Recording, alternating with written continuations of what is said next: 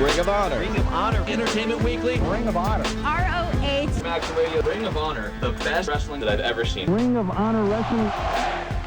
Welcome to Ring of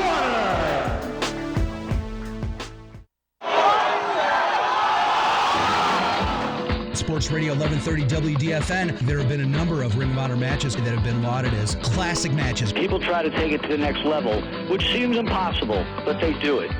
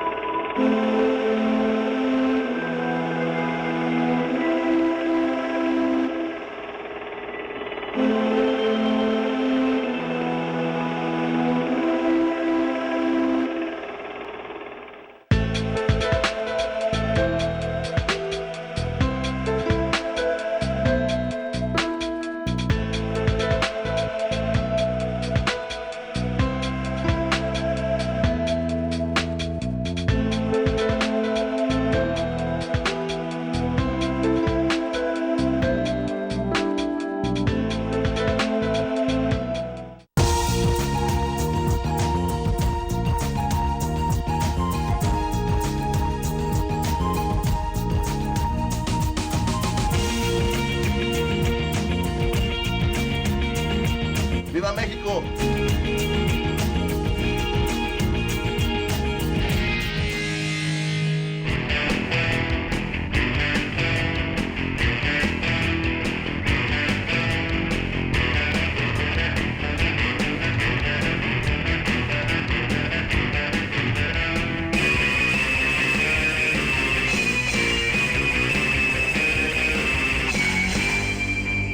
For more info, go to rohwrestling.com.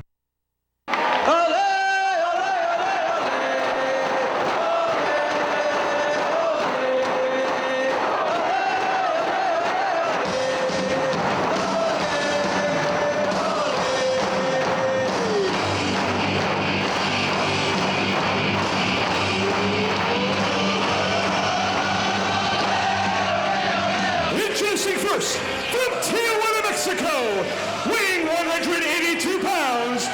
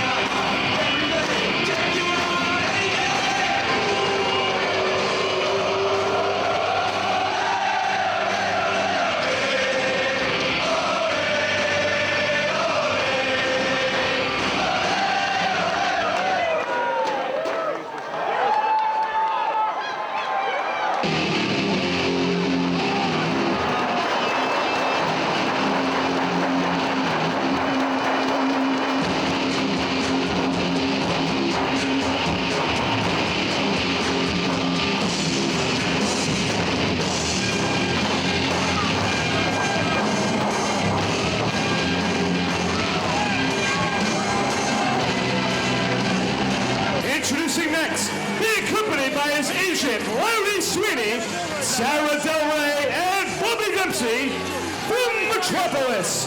Weighing 240 pounds, Chris Hero.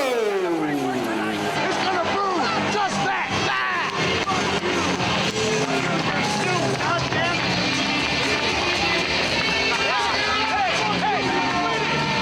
Big man, one night.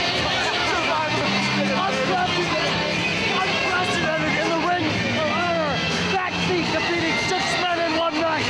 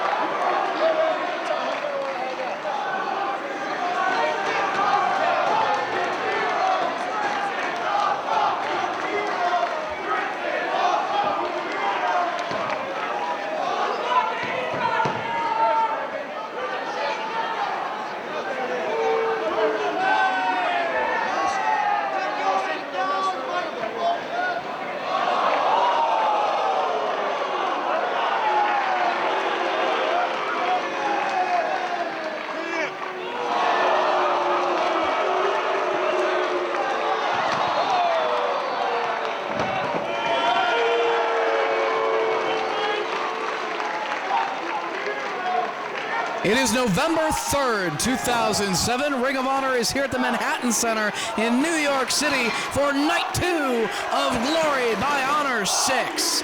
Dave Prazak joined at this time by Lenny Leonard. Back here in New York City, back at the Manhattan Center. 6 shows here at the Manhattan Center. Sellout number 6. 6 consecutive sellouts. 100% every time we come to the Manhattan Center, it's a sellout. We thank the fans here in the Northeast area for packing this building yet again. It is a truly special night as we start things off here this evening with a rematch from the semifinals of the Race to the Top tournament between Chris Hero and El Generico. Well, we're starting the opening matchup, and the fans are still lined up here outside the building, making their way in to the Manhattan Center. Wanting to get a first-hand look live and in person at Mitsuharu Misawa, who will be appearing here tonight defending the GHC Heavyweight Championship against Kenta. Chris Hero controlling the wrist of El Generico, who reverses his way out of it, somersaults through, grabs control of Chris Hero's arm. Down to the canvas they go, as you see Sweet and Sour incorporated on the outside. Larry Sweeney, the super agent, along with Bobby Dempsey and Sarah Del Rey, accompanying Chris Hero to the ring tonight. Got to keep your eye on all three of them out at ringside.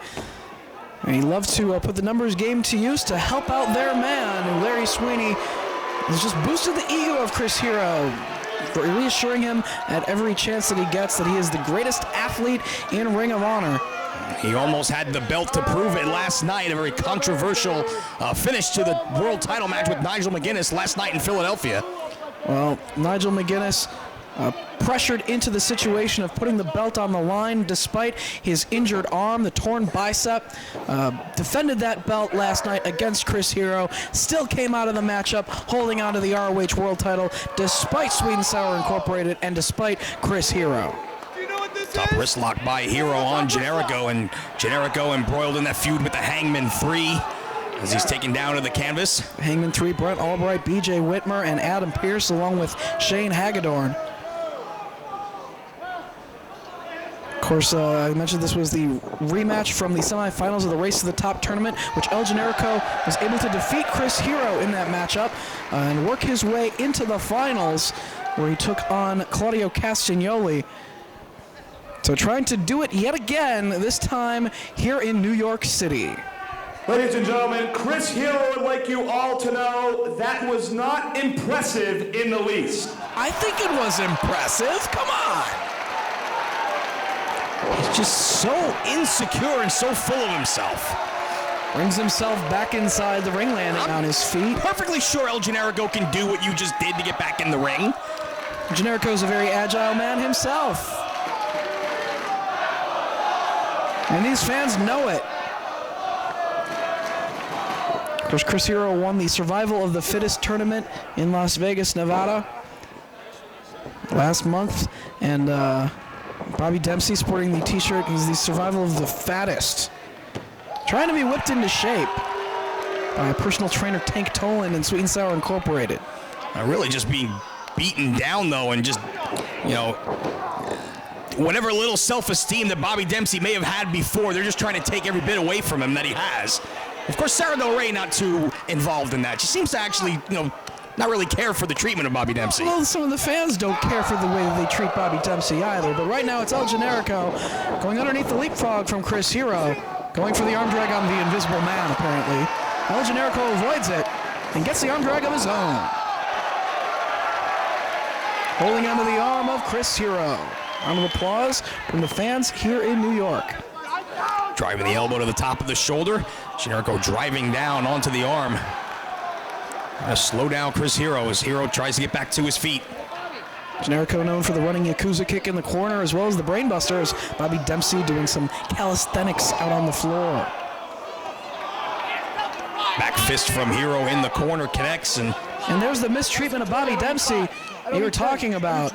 Larry Sweeney just yelling at him as inside the ring, Chris Hero up and over, out to the apron, up and over, and back inside and up and over, and just showing off his athleticism. Very proud of himself.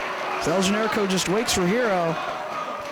He's like, come on, I just want to wrestle. Comes charging, but right into that fist once again from Hero. Hero charges out of the corner, runs right into another arm drag. Generico once again takes Hero off his feet. As much showboating as Chris Hero has been able to do, it's El Generico coming up with the hold on his opponent, which is what it all comes down to, actually. You want to have the advantage and score a victory, not just show off and see how many backflips you can do. Oh, if it was a fancy move contest, he'd be the world champ. There's no doubt about that. Well, I don't know. El Generico has some fancy moves as well. He can take flight. He can take to the air. All right, if it's a cocky and full of yourself competition. Oh, definitely. He is the world champion. He's the champion of the galaxy. Clubbing down across the back of the head, though. Hero caught Generico once again. And once again, making a fool of himself.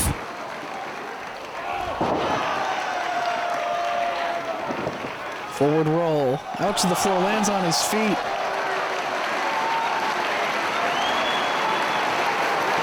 Best in the galaxy. Now jumping jacks from Hero. What did they do to Bobby Dempsey's hair, too? He's got like that Gene Simmons bow thing on the top of his head. Another arm drag from El Generico. And able to take Hero off his feet once again. Begging for mercy is Chris Hero. Generico with the right hand cocked, and there's no timeouts in wrestling. There's no recess.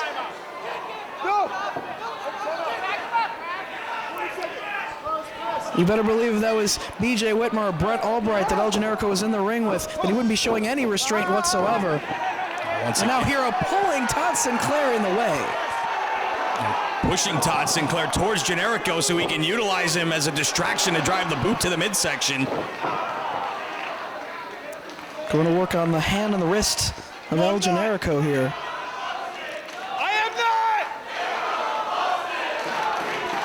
Generico back to his feet, chopping away at the chest. Hero with the side headlock on the Masked Man. Sends Hero off. Leapfrog from Hero. Goes underneath the big boot attempt. Bipasso, Hero out to the floor. Trying to skin the cat. Back into the ring he goes. Very proud of himself. Skin the cat. But he just got clotheslined over the top, too. Turned his back on El Generico one time too many. And paid the price and lost his goofy little towel. I think it says Chris is awesome on that towel.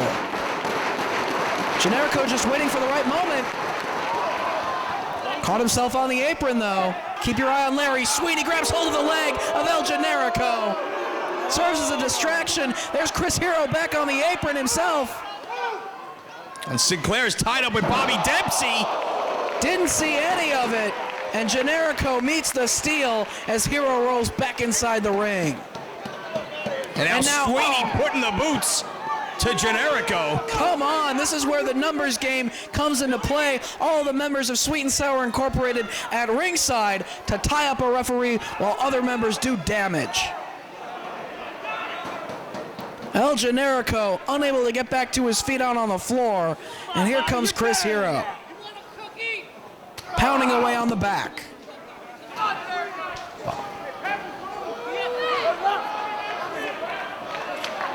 Oh, chop to the chest of Bobby Dempsey, who crashes down on El Generico. Falls down on El Generico and gets slapped for his trouble. He didn't do anything.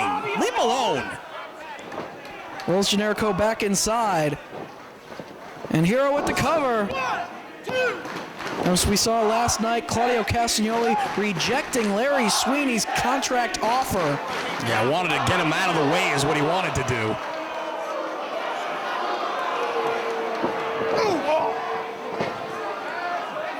El Generico trying to pull himself up in the corner. Shot from Chris Hero right across the chest. Snapmare by Hero sets Generico in position. Drags him towards the corner. Elevates himself to the second. Hero taking his sweet time, thinking about it, and just stomping away on the head. Pulling him further out of the corner. See what Hero has in mind. Back senton off the second rope. Right down across the chest, hooks the leg, but Generico able to power out at 2. Generico trying to hang in there, clutching at his midsection after the damage was done. That's staying in this match, and these fans getting on Hero's case. He's trying to block him out. It's Generico trying to get back to his feet, right hand of the midsection, headbutt from Hero. Stomping away on Generico. Can El Generico do it again and defeat Chris Hero here in New York City? Scoop by Hero and a slam. Once again goes to the corner. And Larry Sweeney telling him no, go to the other side of the ring. Now he's gonna move El Generico to the other side of the ring. Okay, let's see what kind of an athlete Chris Hero is. Larry Sweeney just told him move him further away from the corner so that he's basically all the way on the other side of the ring. Chris Hero to the top rope. Just short.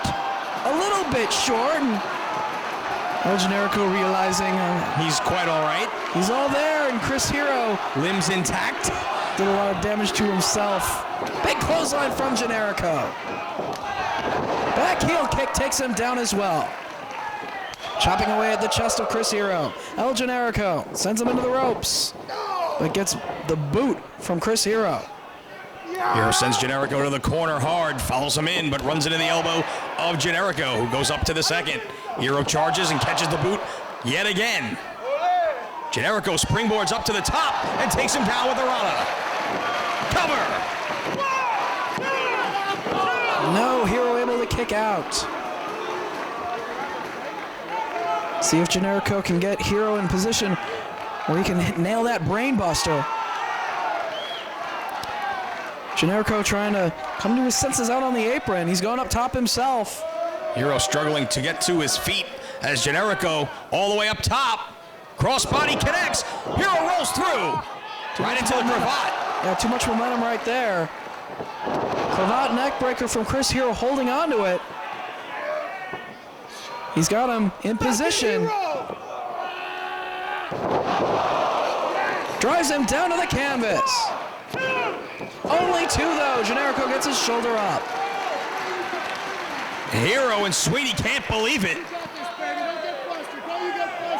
But Generico did get the shoulder up. Pulling him back up off the canvas. Hero's welcome possibly avoided. Backslide. Only 2. That's how he beat Hero at the Race to the Top tournament. Overhand chop. El Generico walking the ropes.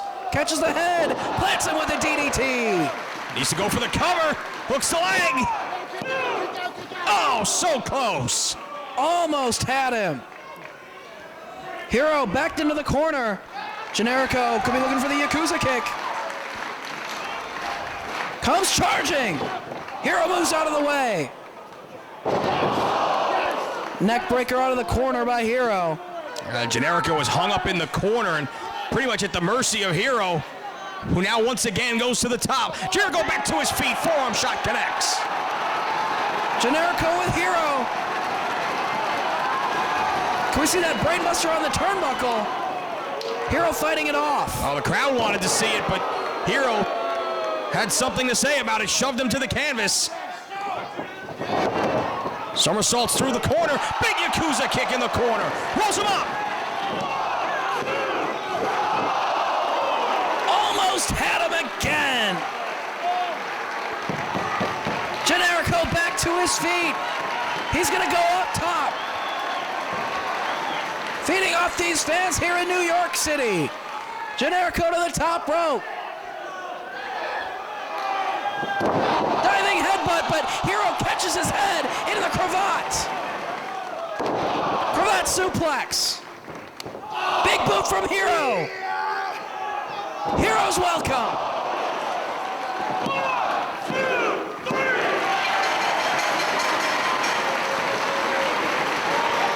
Here is your winner, Chris Hero. Chris Hero comes up with the victory, avenging that loss in the Race to the Top tournament. It's a Hangman 3. Brent Albright in the ring, putting the boots to El Generico. El Generico is out of it. He just got dumped on his head with the Hero's welcome. He's limp. Oh, what's that? Shane Hagedorn has a table out on the floor. Hey, sweetie. This is Hangman 3 business. Get out of here. Well, Sweeney listening to Brent Albright, he doesn't want any problems. They just got the victory, but that table has been set up. Set him up.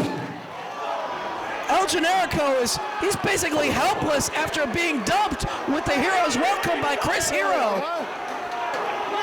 But the Hangman 3 with El Generico. Albright just yanked him off the canvas. Oh no. No, no, no.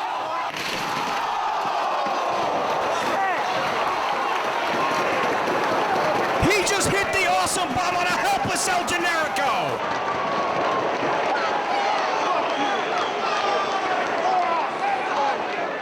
That's right. Fuck you, you clown. You nothing but a clown.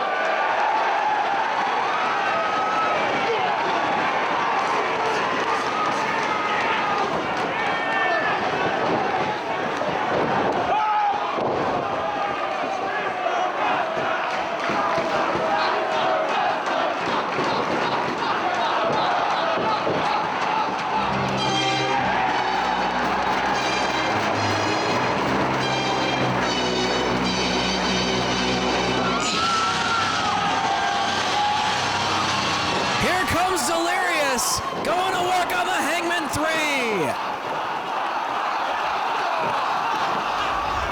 But for how long can he battle both men by himself as Kevin Steen out on the floor?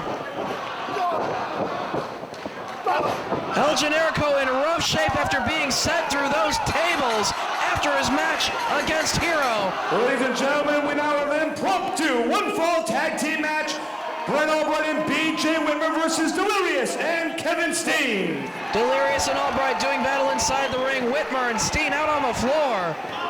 Delirious sent to the ropes, ducks the clothesline. Leaping lariat takes Albright off his feet.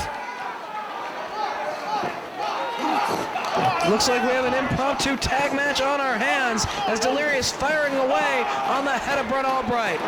Whitmer into the steel barricade hard, courtesy of Steen, as Generico helped from ringside after being decimated. Delirious finally gets his ring jacket off. And he's going to utilize it to choke Brent Albright. Trying to get some revenge on the Hangman 3. Stapling the mask of Delirious to his face. Back at Caged Rage in Hartford. No, don't you go. And what an odd team this is of Kevin Steen and Delirious. But they both want to get their hands on the Hangman 3. Yeah, two men with a common enemy coming together. Elbow from Steen. Diving forearm to the back of Albright. Flipping leg drop right across the back of the neck. Adam Pearce not here tonight.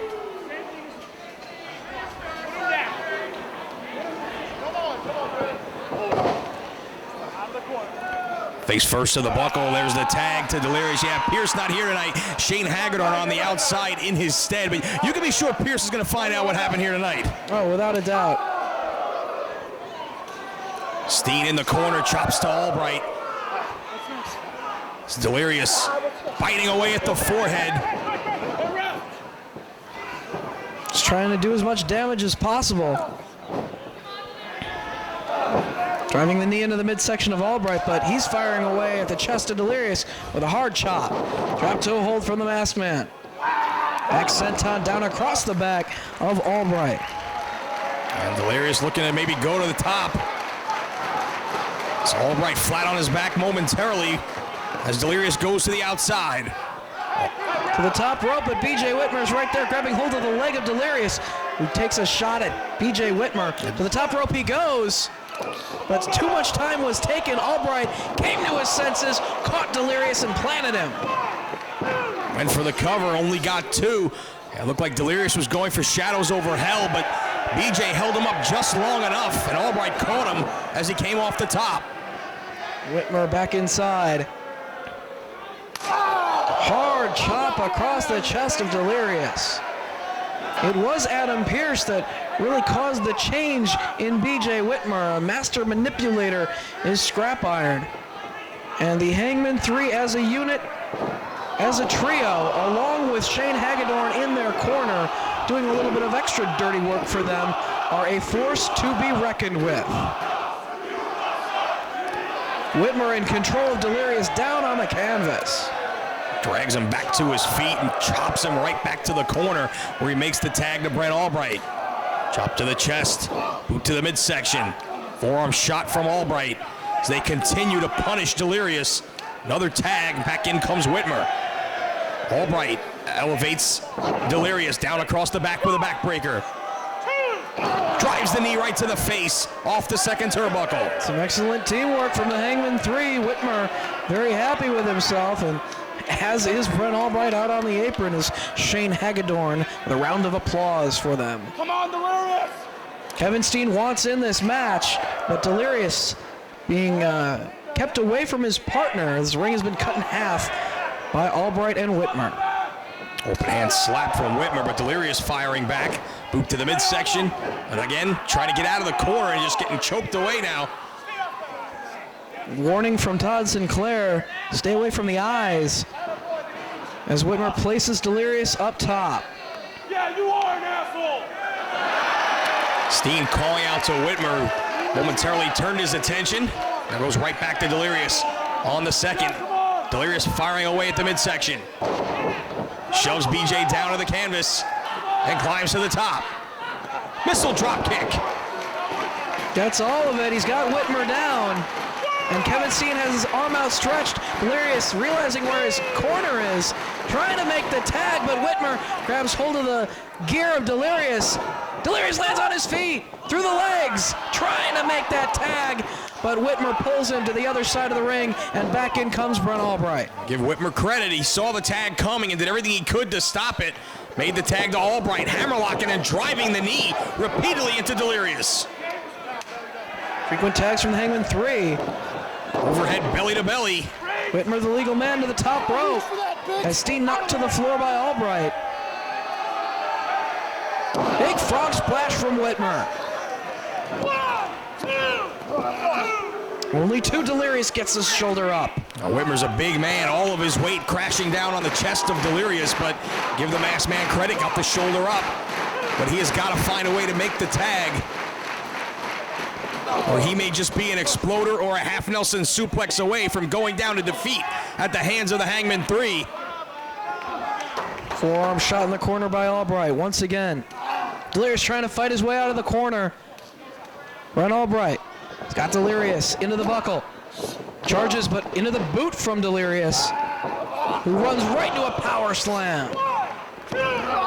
Delirious gets his shoulder up again. Albright is so strong. That's the second time he just caught Delirious full body weight coming at him and executed an offensive maneuver. And Delirious is in a position where he's close to his corner as Kevin Steen has his arm outstretched. Albright trying to maintain control of Delirious so he can't make the tag. Got him up for the vertical suplex. Delirious lands on his feet, going for the Cobra Clutch.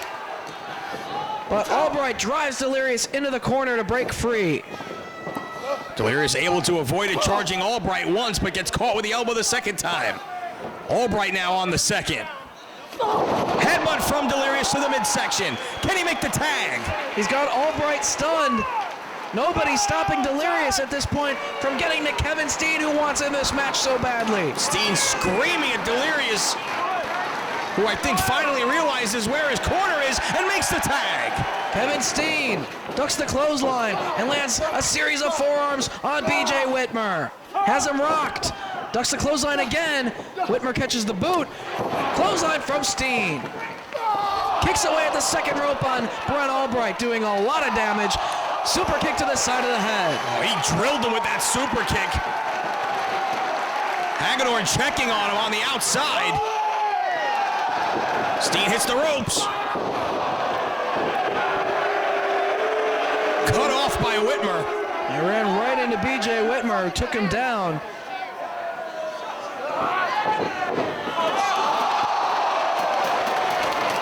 Over the top to the floor goes Kevin Steen, wiping out Hagedorn and Brent Albright. Inside the ring, Delirious combination on Whitmer.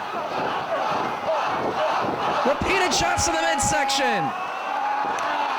And a big kick from Delirious. Steen in now. Is that pump handle into the neck breaker. Right over the knee, cover.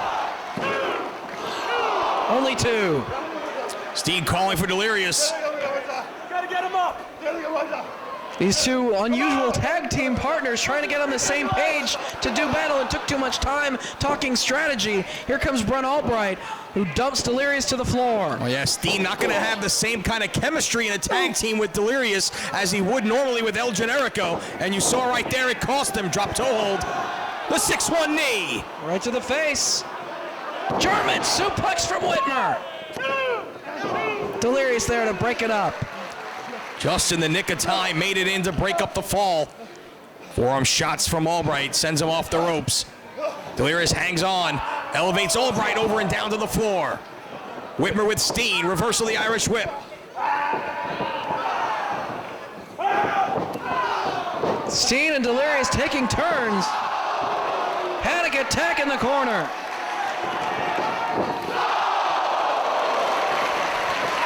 Cannonball from Steen, and Delirious going up one more time. Whitmer struggling back to his feet. Delirious shadows over hell. Steen to the top.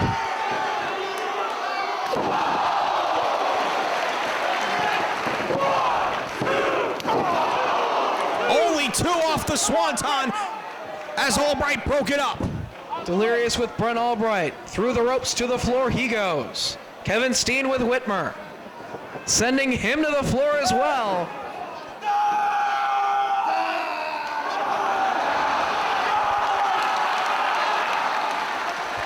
Steen's calling for a dive, firing up Delirious.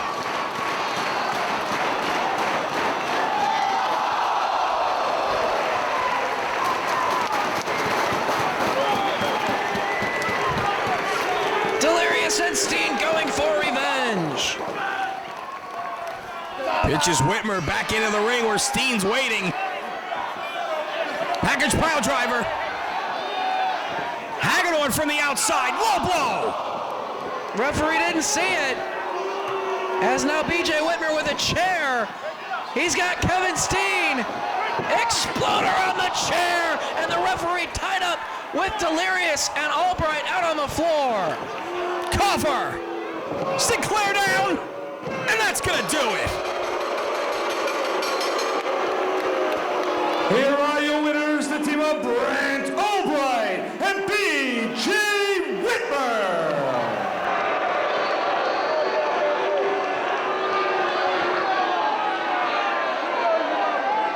Generico down, Steen down, Delirious down. The Hangman 3 with a dominating night.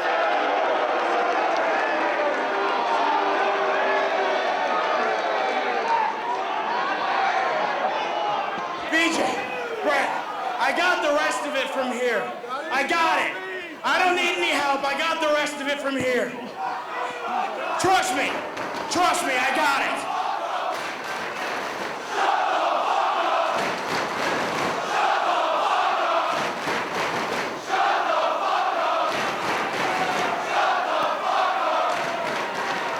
This means I'm in control right now.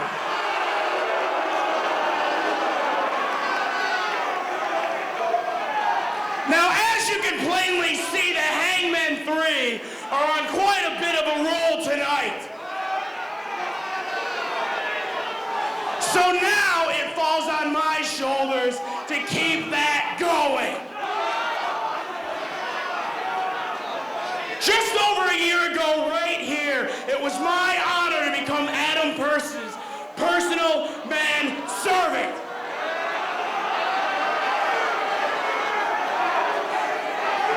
And Adam Pearce, quite frankly, hates New York. He couldn't stand to even come to the airport here. So I am making an open challenge to anyone back there, and I'm doing it in honor of the immortal Adam Pearce.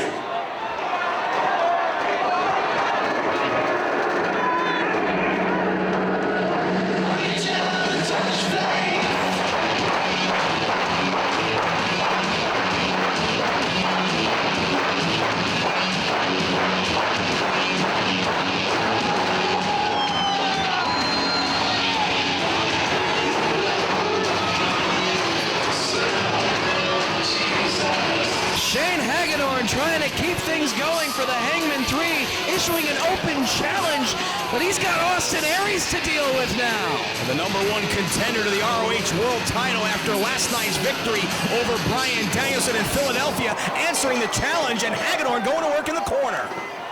Shane Hagedorn, the manservant of Adam Pearce, trying to do Pearce proud. As he's got Aries up on his shoulders now. Death Valley driver from Hagedorn. What an upset this would be. Hooks the leg, but only gets one. No, not an upset. He's not going to pull out a victory against a man like Aries, the ace of Ring of Honor, that easily. Charges in with the knee in the corner. Forearms now from Shane Hagedorn on Austin Aries. Firing away repeatedly in the corner is going to bring him out. Reversal by Aries. Hagedorn sent for the ride. Hits the buckle. Kick to the face. Connects. What are you thinking of? And a page out of the Pearce playbook. Taking a break in the corner is Hagedorn. You're in there with the #1 contender to the world title. There's no breaks. Kick to the face. Aries with Hagedorn. He's got him up. Brainbuster. Well, you know what's next.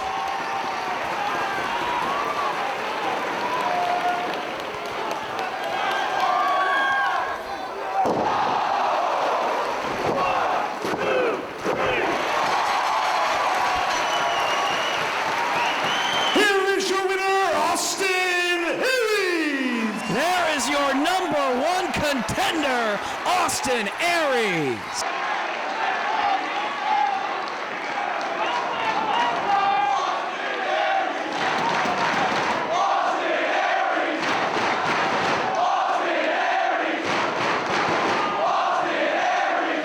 Thank you.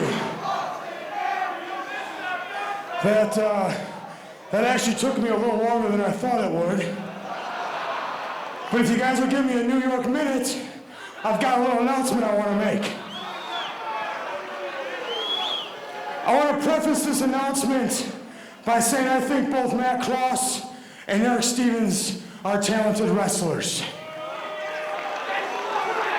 Hey, if you think you're more talented, you feel free to step in this ring anytime. Both of those kids, when they get back in Ring of Honor, have a bright future ahead of them. But I'd like to announce right here, right now in Manhattan, that I am disbanding the Resilience. And I'm doing it for a very simple reason. I have no time to get caught up in faction warfare. Because last night, when I beat Bryan Danielson to take the best out of 3 series, 2-1, not only did I become the ace of Ring of Honor, but I became the #1 contender. So that means from here on out, Austin Aries' focus is on me, and I'm becoming the first 2-time ROH World Champion.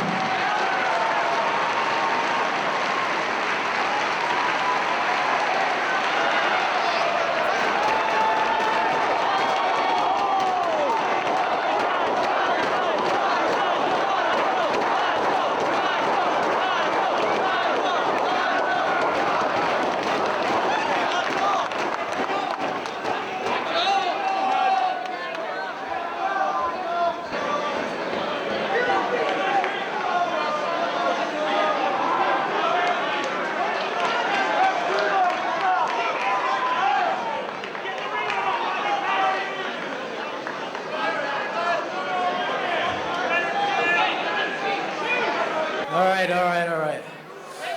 I was out there in the back watching you. I just wanted to come out here and shake your hands and congratulate you. All right? I can't contend. You are the #1 contender for this title, and I have all the respect in the world for you.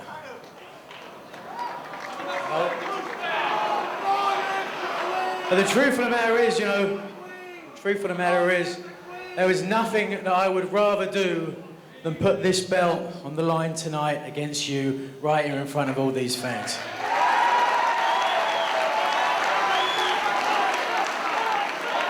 But the truth of the matter also is that, after 7 years of busting my ass and paying my dues, to finally be able to stand in this ring as Ring of Honor champion, 1 week later, I tore the bicep clean from my bone.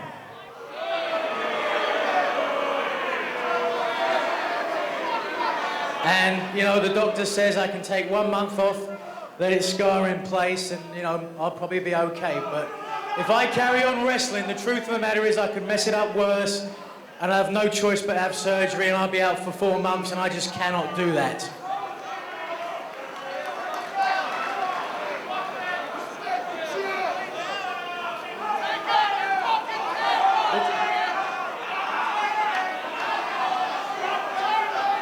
Are you kidding me? I mean, is this some kind of joke to you? Like,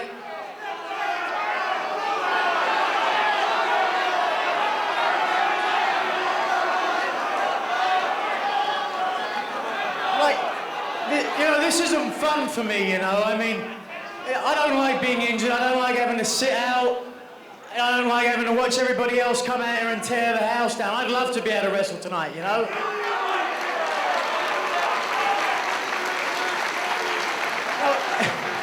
I accept that injuries are part of this business, and I understand that, and I do it because I'm proud to be a Ring of Honor wrestler, and I'm proud to be the Ring of Honor champion.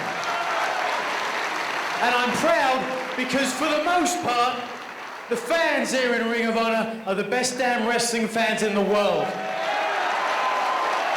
Because you respect what we do, you understand the sacrifices that we make, and you appreciate that. But all it takes is one wanker to say something like that. It just makes me think, I mean, why am I doing this? I mean, what's the point, you know? Why don't I just give up, get a regular job so when I'm 50 years old, I can still walk? It makes me angry because I love this business, I love this company, I love professional wrestling. And when I hear people like that, I want to quit. It makes me mad. But you know what? I shouldn't be mad, I shouldn't be angry, because the truth of the matter is, wankers like that are just sad, pathetic, ignorant pricks.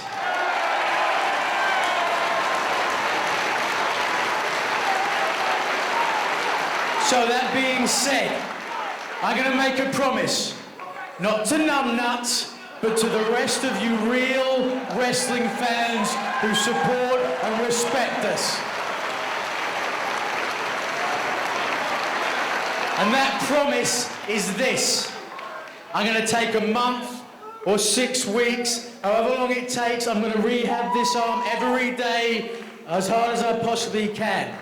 So that the next time that we are here, December 29th, I promise you this. I will defend this belt at 100% on pay-per-view right here in New York City.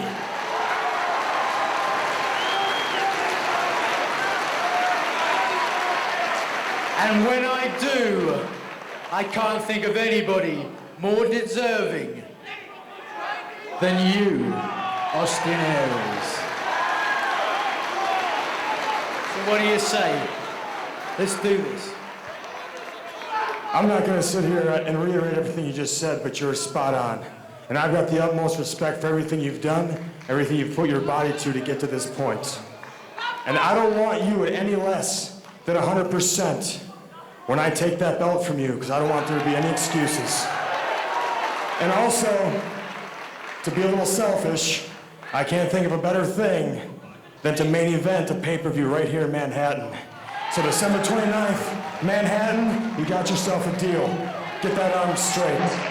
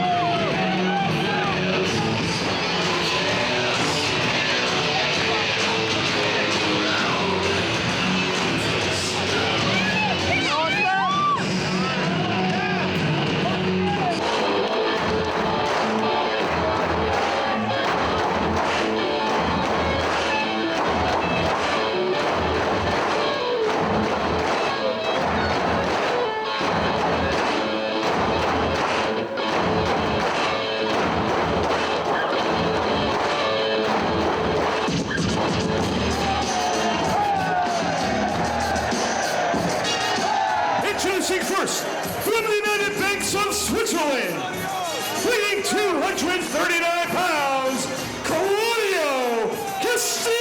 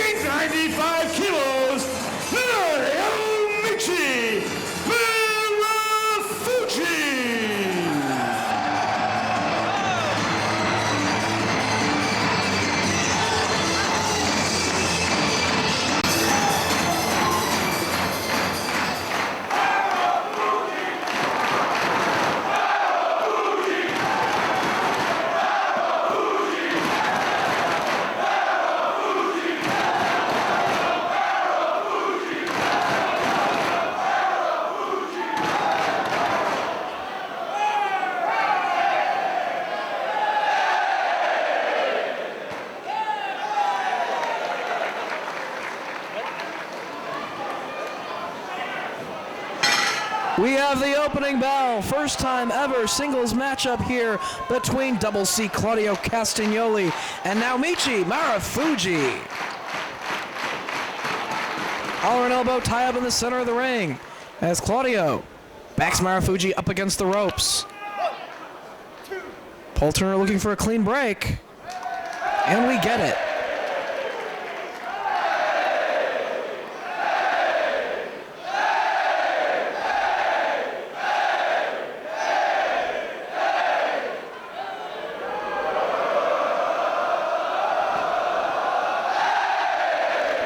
Fans here in New York City showing their support for Claudio. Maybe trying to get into the head of Marufuji a little bit, see if Marufuji can do it.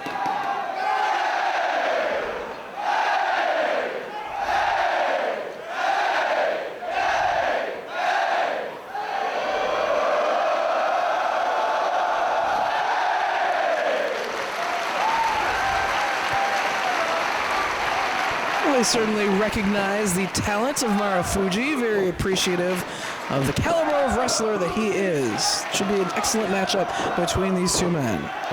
Waistlock by Double C. Marufuji trying to find an escape, grabbing at the wrist, trying to break free.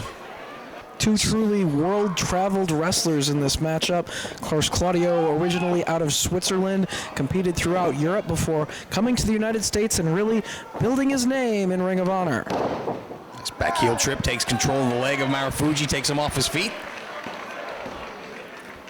Wrenching down on the ankle. Claudio has had such a good year here in 2007 in Ring of Honor. Won the Race to the Top tournament. Went to the finals of Survival of the Fittest.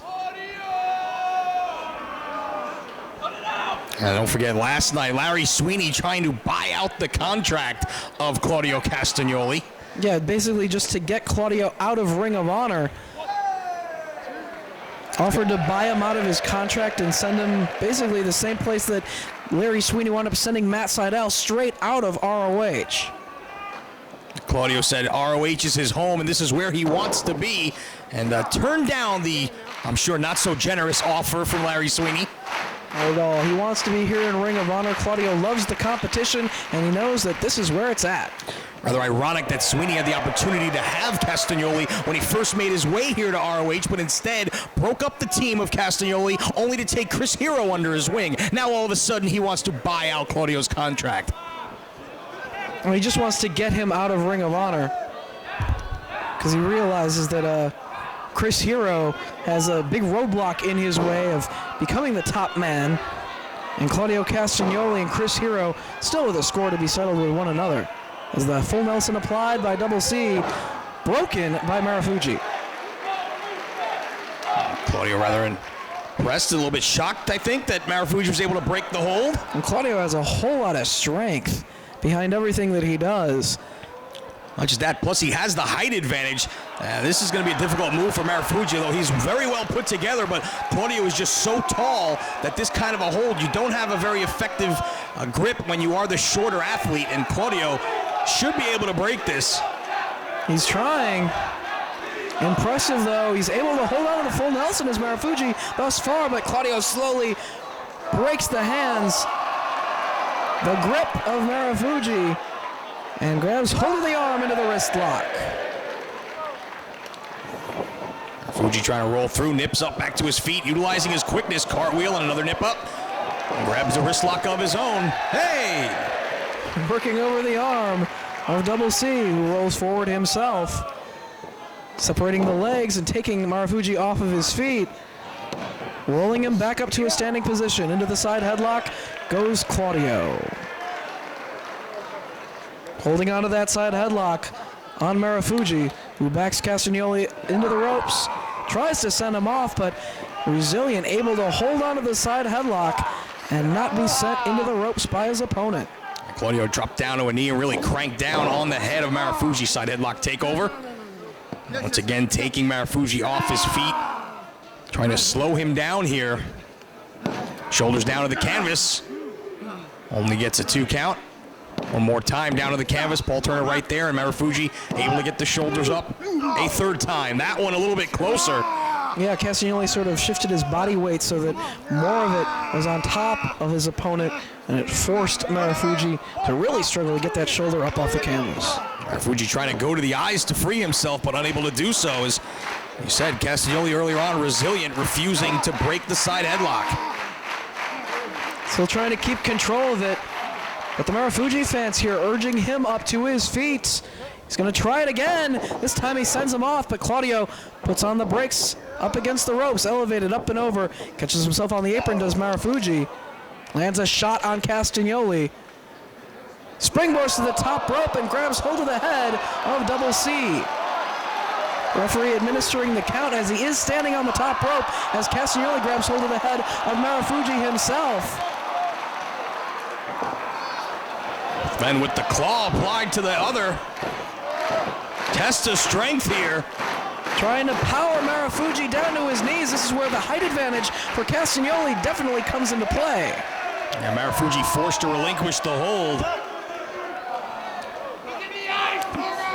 Back to his feet though. Boot to the midsection. And now the side headlock from Marufuji. Sent off the ropes by Castagnoli, who holds his ground and does not go down from the shoulder tackle. Drops down, Marufuji up and over, leapfrog by Claudio. Marufuji somersaults over the top of Claudio. Bipasso. Claudio hits the ropes, Marufuji drops down. Claudio up and over, leapfrog by Marufuji. Claudio off the ropes, leapfrog by Marufuji. Arm drag by Castagnoli, back to their feet. Claudio off the ropes, drop toe hold by Marufuji. Marufuji off the ropes, baseball slide drop kick missed. Claudio off the ropes, bicycle kick missed. Super kick blocked, and it's a standoff.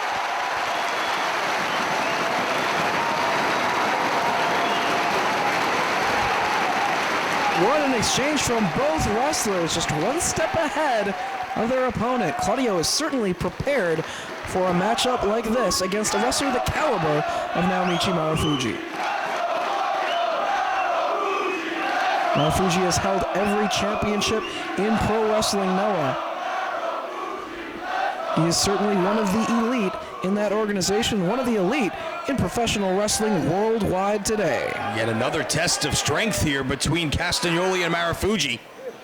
This time from the Greco-Roman knuckle lock position. As Claudio trying to power Marufuji's shoulders down to the mat, but Marufuji trying to maintain a bridge to keep them off the canvas.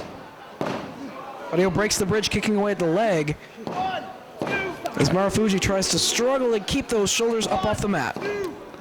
Claudio forcing them down to the canvas, and another bridge by Marufuji. This time gets the feet up, uses the ropes. Great agility shown by Marufuji, walking the top rope. Shoved down, but lands on the apron. Shoulder block. Has the leg trapped. Dragon screw between the second and third rope. Nowhere for Castagnoli to go. His leg just snapped against the second rope after that dragon screw leg whip. A whole lot of damage done right there by Marufuji, who's now going to pick apart the leg of Castagnoli. You see Claudio trying to protect that left leg at all possible, but Marufuji, tenacious, goes right to it. Has control of the ankle and drives the elbow down. As the leg grapevine. Castagnoli from behind with a crossface. There's no height advantage from this position for Castagnoli any longer, as he's taking out that leg.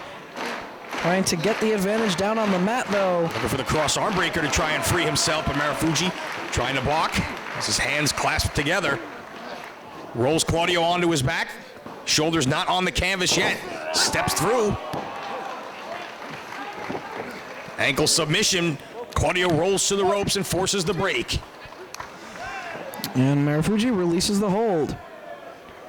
Back to his feet he comes, but a whole lot of damage was done to the leg of Castagnoli. And Marufuji staying on that body part as sends Claudio into the buckle. Can't put much weight on that bad leg. Yeah, Claudio limped all the way in, and a drop kick right on the inside of the knee. Dragon screw off the second. That's two dragon screw leg whips from Marufuji from unusual positions. One in the ropes and now one off the ropes. Very difficult to defense a move when you don't get it in a way you're used to seeing it applied. And Claudio fell victim to two rather unorthodox dragon screw leg whips, and now it's a figure four right in the center of the ring. Oh, look at all the pain shooting through the body of Castagnoli. The figure four leg lock applied after all that damage done to the knee. He's trying to hang in there. Trying to turn it over and reverse the pressure of the figure 4 leg lock. Claudio's almost all the way turned over, and finally he gets Marufuji over. Pressure of the hold now reversed, and it's Naomichi Marufuji feeling the pain of the figure 4 leg lock. But he turns it over once again, and again they wind up in the ropes, and the leg lock must be released. More damage done as Claudio grabs hold of that knee once again. Trying to get to his feet. Had trouble putting weight on that knee as he stands in the corner. Marufuji kicking away at the knee. Claudio one more time, sent, this time reversed. Marufuji tried to go for the head scissors out of the corner, but blocked. Castagnoli. Last or test lift. Cover. Only 2. Castagnoli having to dig down there even with the injured knee. Able to get Marufuji off his feet. Drops the elbow down. Front face lock grab by Claudio. There's a leg trapped. Fisherman suplex with the bridge. Only able to bridge with one leg. He couldn't put any weight on that left knee. And Marufuji, as a result, able to kick out. Yeah, you got to think that if he had 2 good legs and was able to maintain that bridge, he might have had the victory there and had the shoulders of Marufuji down for the 3 count. Now looking to take away the energy of Marufuji here, keeping him down on the mat. But Marufuji getting back to a standing position, trying to break free. To the back by Claudio, elevates, but he lands on his feet. Drives the knee right into the jaw. Backbreaker over the knee by Claudio. Cover! And again, only able to put pressure down on the right leg and can't keep him down for the 3. Claudio trying to shake some life into that bad leg. Stepping through center of the ring, submission predicament as Paul Turner asks Marufuji if he's had enough. Despite the injured leg, Claudio Castagnoli trying to work his way to a victory here.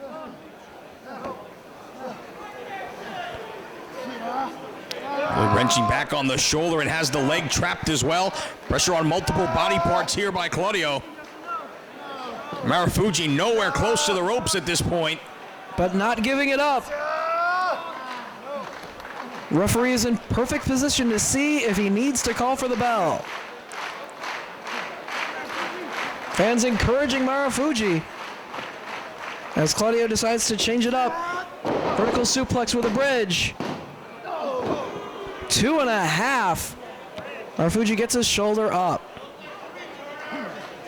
Claudio is taking control of this matchup here over the last several minutes. Sends Marufuji to the corner, charges, blocks the boot, gets caught with a kick. Elbow from Castagnoli. And a clothesline from Marufuji. Waiting. Running clothesline takes him down once again. Cover. But Claudio gets his shoulder up. Marufuji asking the referee, maybe the count was a little bit slow, but Paul Turner right there. Castagnoli got the shoulder up at 2. Claudio needs to keep Marufuji away from going back to work on that leg, if at all possible. Suplex attempt blocked by Castagnoli. And a second. Marufuji lands on his feet, goes for the dropkick. Claudio avoids it.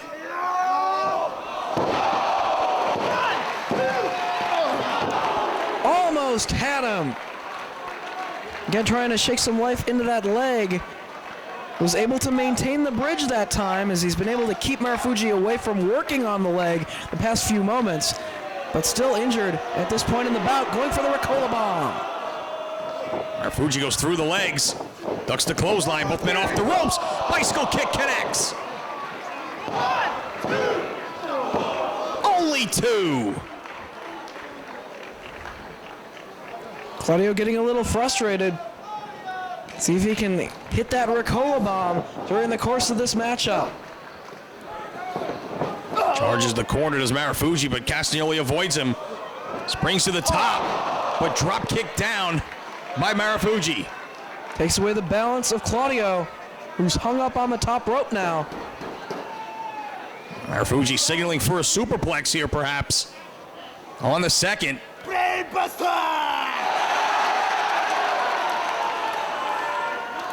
Superplex. Marufuji now with the cover. Castagnoli gets his shoulder up. Claudio's got to dig down here. Marufuji in position, might be looking for the super kick. Claudio back to his feet. Super kick connects right on the button. Claudio's on his feet, but out on his feet. Shiranui blocked. Castagnoli with Marufuji. Dump to the floor. Just hoisted Marufuji in the air and threw him over the top all the way to the floor. He's buying himself some time, though, as Claudio, to shake out that leg. As he's out to the floor himself to bring the action back inside. Rolls Marufuji underneath the bottom rope. Claudio Castagnoli going to take a chance going up top. Diving European uppercut. Cover! Only two. So close. Castagnoli realized he was very close to the ropes and trapped the arms, but Marufuji was still able to get the shoulder up. European uppercut blocked. Backslide attempt by Marufuji. Can he get Claudio down? Claudio trying to turn it around on Marufuji, who lands on his feet. European uppercut blocked. Boot to the midsection. Looking for the powerbomb, but takes out the legs. Giant swing!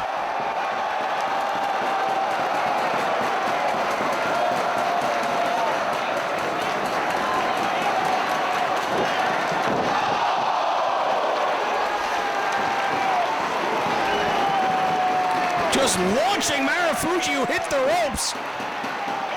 Takes away his equilibrium, he can't get to his feet. Claudio waiting, European.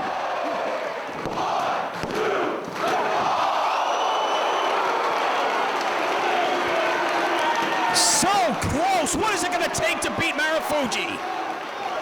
That running European uppercut almost had him, the 1-2-3. But Marufuji kicking out, staying in this match, firing away on Castagnoli. Exchange of strikes in the middle of the ring. Back and forth they go. Marufuji went to the eyes. Drives the face of Castagnoli to the canvas. Super kick connects.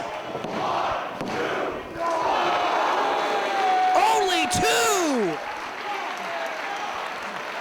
We're gonna finish him off. Shiranui. Can he get it? He does. Cover! Too close to the ropes. Castagnoli gets his foot on the bottom rope. Marufuji beats everybody with that maneuver, but it was all about ring positioning. Back to their feet. Claudio puts on the brakes. Boot to the midsection. Looking for the Ricola bomb. Can he get it? Has him up. Marufuji blocks. Sends Claudio off the ropes. Reversal. Puts on the brakes. Ducks the clothesline. Straight jacket suplex. Claudio blocks. Shiranui lands on his feet. Waistlock, standing switch.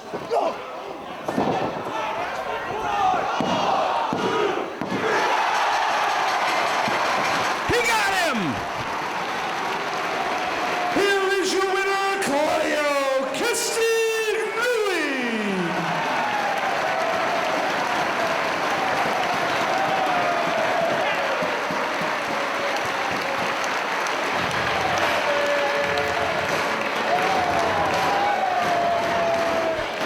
Castagnoli scores perhaps the biggest win of his career. This is only the second time Marufuji has lost in Ring of Honor. And besides a GHC title match against Misawa, I can't remember the last time he lost to Noah. What a great night for Claudio.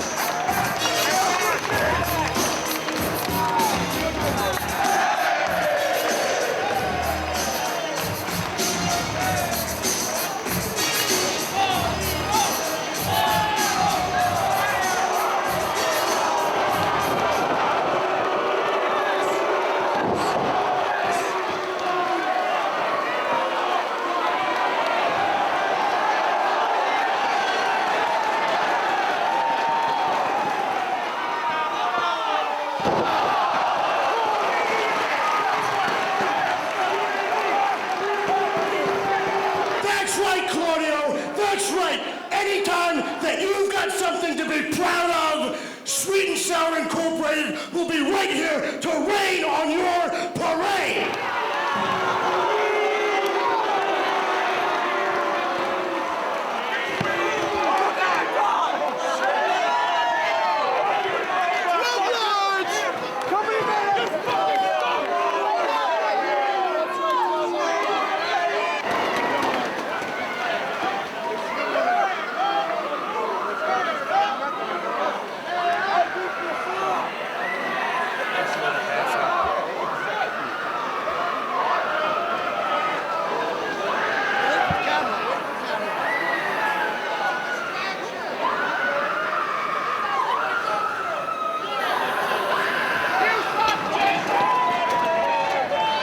Introducing first, the challengers, being accompanied by Lacey, representing the Age of the Fall, Jimmy Jacobs, and the Necro Butcher.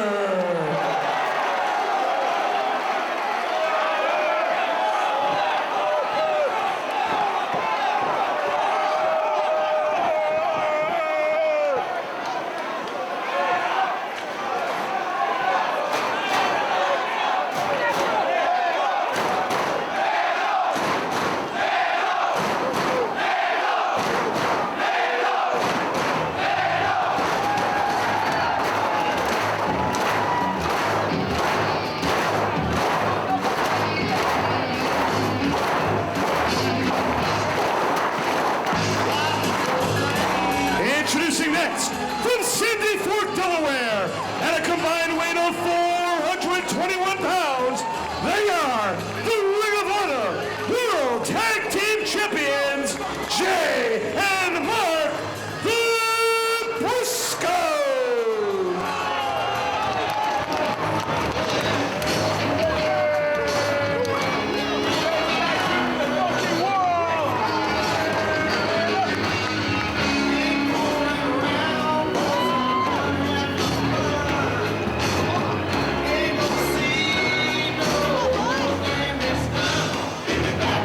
The ROH World Tag Team titles on the line. Jay and Mark, the Briscoe brothers, to defend against the Age of the Fall members, Jimmy Jacobs and the Necro Butcher. It is on here in Manhattan. It's the one we've all been waiting for after the hanging incident in Chicago, the brawl in Las Vegas. The titles are finally on the line here in Manhattan.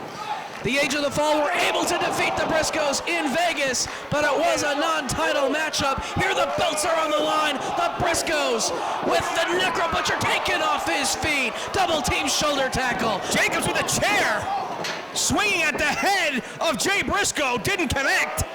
They've got Jimmy Jacobs, though, launched into the lights and crashing down to the canvas. Here comes Necro Butcher with another chair, dueling chairs, and referee's calling for the bell. Dueling chairs. Well, this was not a no disqualification matchup. Ladies and gentlemen, referee Todd Sinclair has disqualified both teams. He rules in a double disqualification. And the match is over. Necro chasing Sinclair all the way up the aisle. Well, they wanted the tag team titles. The Age of the Fall have made no secret. They want the belts. They want the power. Oh, I agree with these fans. This is ROH's biggest show of the year. A big opportunity to see a matchup, the Age of the Fall versus the Briscoes with the belts on the line, and it ends like that. That's not the way this was supposed to happen. It's getting unruly here in the Manhattan Center.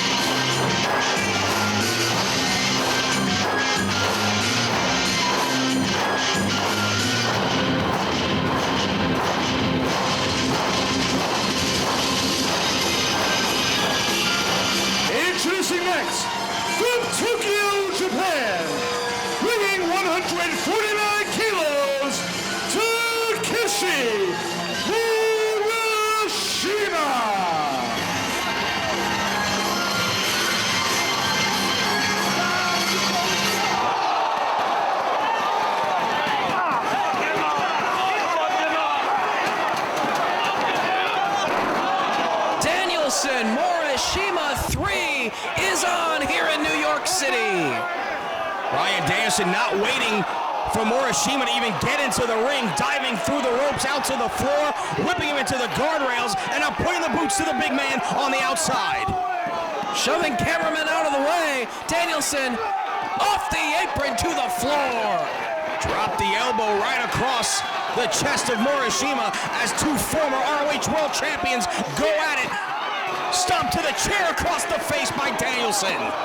This match is about revenge for Bryan Danielson on Takeshi Morishima, who's set into the steel barricade. It was Morishima who cracked the orbital bone of Bryan Danielson, detached retina, that eye injury at the hands of Morishima back at Manhattan Mayhem 2 in a match that many are calling Match of the Year. But the reason Danielson wants revenge is at the Man Up pay-per-view taping. Morishima, before the match, vowed he would not go after the injured eye. Danielson was wrestling with an eye patch. He had laser surgery to correct the damage, and Morishima just pummeled the eye mercilessly, and Danielson is hot, and he is looking for some revenge here, and he's going to work on Morishima. Hard kicks to the chest on the floor. Just battling outside the ring and going after the eye of Morishima himself. I don't think I've ever seen Bryan Danielson this determined in my life. He's just furious as he rolls Morishima underneath the bottom rope and inside the ring. Danielson is focused on revenge. He's a guy who his entire career is based around proving he is the best in the world, but right now he just wants revenge. Off the top, caught and dumped. As the opening bell sounds, as they bring the action into the ring for the first time, the match officially underway. Danielson into the buckle, and Morishima charges in with the boot. 300 plus pounds in the corner, connecting, and now just clubbing away at the head of Bryan Danielson, kicking away at the face between the second and bottom rope. Well, Morishima realizes how furious Bryan Danielson is, how focused he is, and he can't let up one bit during the course of this matchup. He needs to be just as aggressive as Danielson has been. Referee Paul Turner checking on Bryan Danielson's vision, making sure he's okay to continue. Morishima not letting up for a second, driving the boot again into the throat of the American Dragon, Bryan Danielson, in the corner. But Dragon back to his feet. Sleeper hold. But thrown down to the canvas, and now big forearms from Morishima on Danielson. Going right back to the eye. Elbows to the side of the head. Now from Morishima, cover. Taking a page out of the playbook of Bryan Danielson right there with those elbows to the side of the head. Sets him in position, winds up and kicks right between the shoulder blades. Danielson trying to get back up, but Morishima kicks him back down. And again, unable to even get to his feet is Bryan Danielson, as Morishima just standing all of his body weight on the body of Bryan Danielson. Dragon gasping for air as Morishima again kicking away. Bryan struggling, trying to make it back to his feet, but gets rocked with a forearm shot from Morishima. Firing away on Danielson, who's pulled himself back to his feet, asking him to bring it on. Morishima with Danielson in the corner. A flurry of strikes. Danielson almost limp as he's hanging onto the top rope. Give Bryan all the credit in the world. I understand how upset he is and how badly he's been waiting to get his hands on Morishima. But he is probably the best technical wrestler in the world. I don't think he wants to get into a fight with a 300-pound monster like Morishima. Well, he realizes what Morishima can do physically inside that ring, and he may just have to fight the man. Cartwheel avalanche from Morishima, throwing Danielson out of the corner.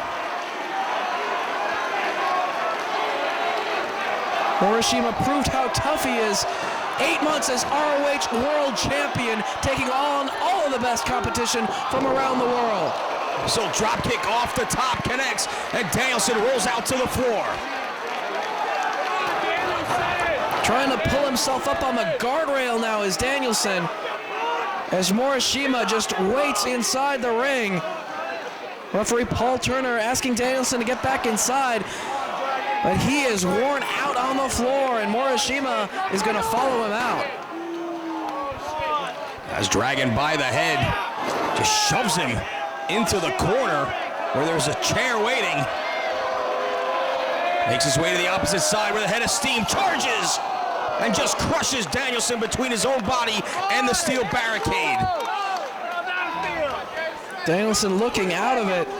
Morishima bringing him to the other side. Back first into the steel. Danielson flying head over heels into the guardrail. Once again seated in the opposite corner. You see blood coming from the mouth now of Danielson as again crushed between the steel and the massive body of the former world champion Takeshi Morishima. Charges again. This time Danielson moves out of harm's way and sends Morishima into the front row. Danielson signaling. Getting all fired up. The crowd of Manhattan getting behind Bryan Danielson.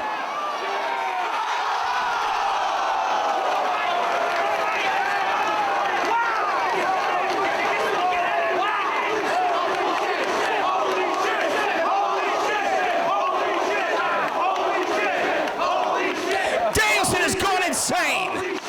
Springboarding off that top rope over the barricade into the crowd and on top of Morishima. Danielson will do anything to get revenge during this match. Focused on revenge and victory here against Morishima. Over the guardrail he goes, trying to bring the action back toward the ring. Danielson putting his body on the line to exact a measure of revenge. He's got the bell and the hammer from the timekeeper's table. The hammer. Trying to get into the eye of Morishima. Using it as a weapon here on Morishima. He's trying to take Morishima's eye. An eye for an eye. Backdrop driver on the floor by Morishima. When he hits that in the ring, he beats everybody with it. He just dumped him on his head out on the floor. Oh, I don't know if Danielson's going to be able to get back up after that maneuver. Never mind continuing the match. I mean just getting back up on his own power. Morishima standing tall inside the ring, ready to go. Screaming at Danielson to bring it on, but Danielson may be out. Oh, he is lifeless out on the floor. Paul Turner looking to the floor, and Danielson is out. Morishima just waiting inside the ring.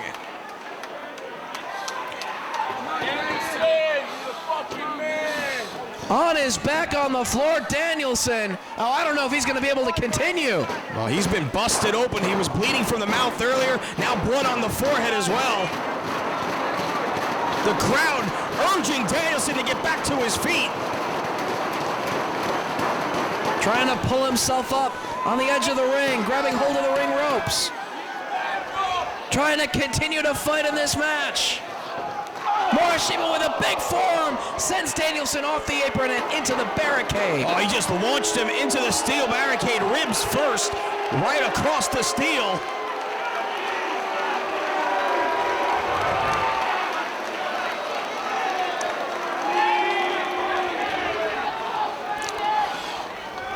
Takeshi Morishima losing the ROH World title not too long ago to Nigel McGuinness, but had the respect to hand him the championship belt after the bout. He certainly is focused on getting a rematch for that title in the future. Another clubbing blow from Morishima, and a bloody Bryan Danielson once again finds himself staring up at the lights here at the Manhattan Center after he crashes into the barricade. Every time he's able to pull himself back up and get back on the apron, Morishima knocks him right back down. Now Morishima just challenging anybody at this point. Looking at the crowd. With the blood pouring down the face of Bryan Danielson, but he's trying to get back up. Just shows you how badly Bryan Danielson wants to get his hands on Takeshi Morishima. Pulling himself up on the ring ropes. Shoulder block to the midsection. Sunset flip takes him over. How many times have we seen an attempted sunset flip, and Morishima sits on his opponent, big lariat.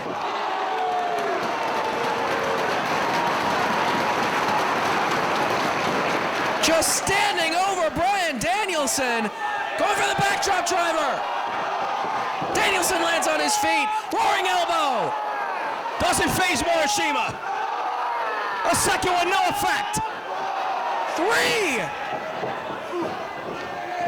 Takes out the leg. Danielson back to his feet. Hard kicks to the chest. Repeatedly.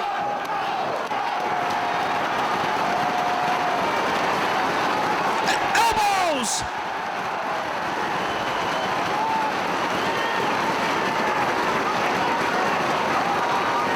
Continuing to rain down with elbows. Can Morishima fight out of it? Danielson, waistlock. Almost hit him with the German suplex. The crowd urging Danielson back to his feet. The blood continues to flow from the wound on his forehead. Revenge in his eyes as he turns towards Morishima. Drives him down to the canvas, has him by the wrists. Stomping away at the head. Repeated kicks to the face of Morishima. Triangle choke.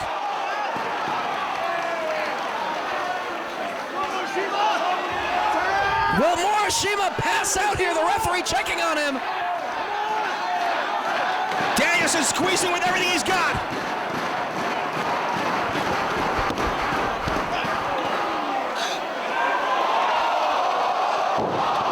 What power from Morishima! Elevating Danielson up and driving him down.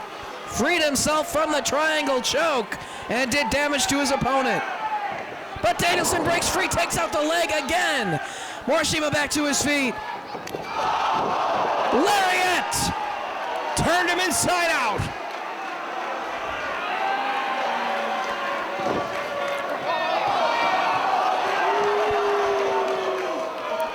Forearms from Morishima. Firing away on Danielson. Going to work on that eye. Once again, that injured eye of Danielson. Trying to do more damage.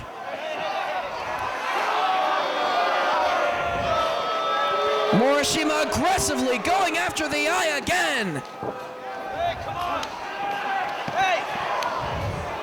He's pummeling him. This is what got Danielson in this position to begin with. Whoa! He had to do whatever he could to protect himself from further damage at the hands of Morishima. He's got him by the feet. Oh, he's stomping away at low blows from Danielson.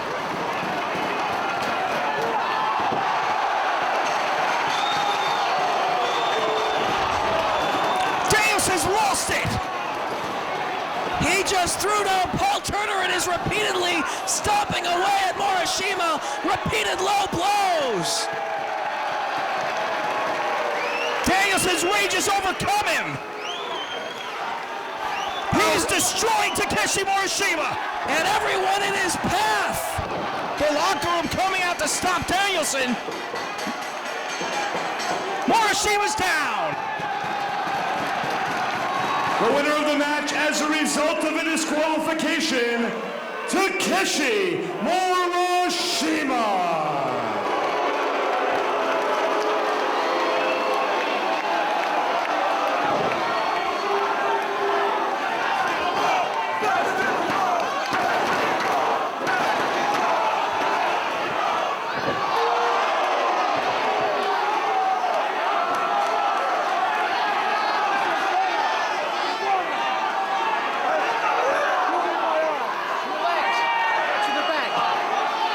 To the back and calm down.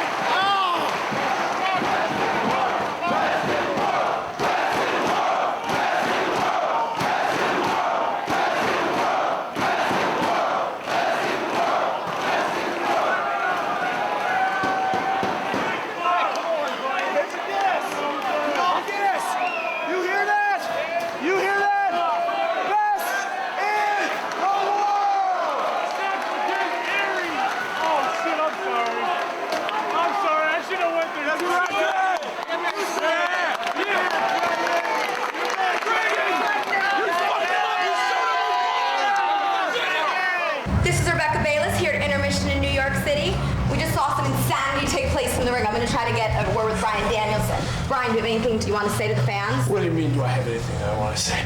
You know what, Morishima, you took the sight from my eye. And you know what they say? An eye for an eye, a tooth for a tooth. But tonight, it was a ball for a ball. My eyeball for your testicle. And do you think I feel one bit of shame for that? Not at all. Takeshi Morishima, you're over 300 pounds, and you think you're a badass coming here to Ring of Honor. And granted, you are, but there is no way on earth that you're going to take my sight and leave here without paying some kind of just desserts for it. And Nigel McGuinness, you want to step into my business, huh? Well, do you know what? I'll step right into your business. That world title has and always will belong to Bryan Danielson, because nobody represents Ring of Honor like Bryan Danielson does. Now get out of my face, Becky Bayless. Okay, let's get to the second half of the show.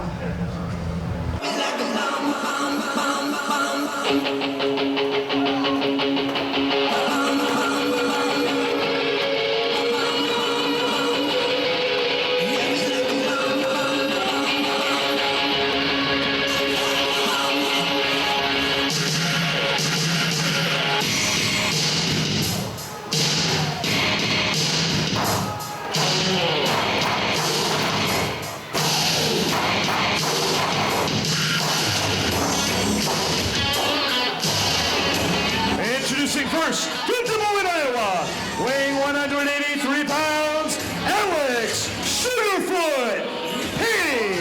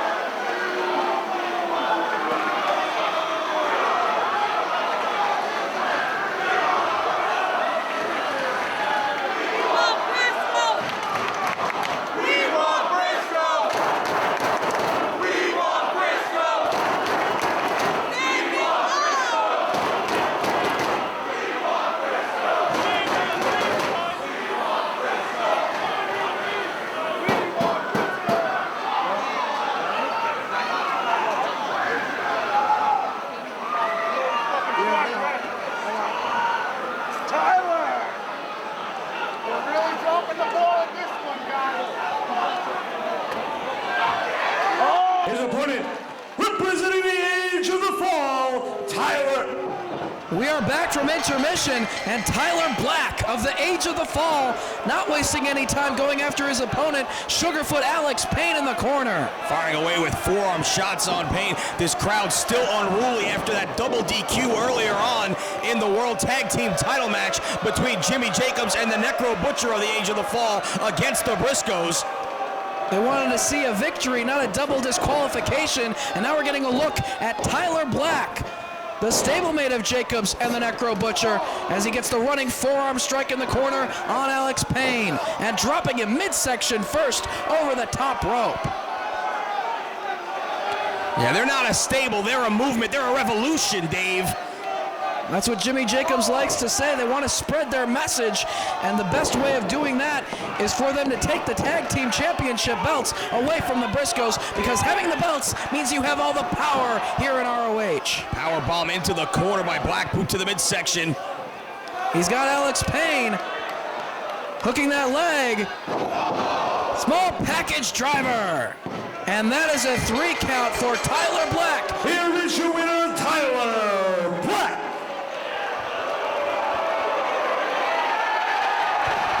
Well, here come the Briscoes. Jumping Tyler Black from behind. They want their hands on the Age of the Fall.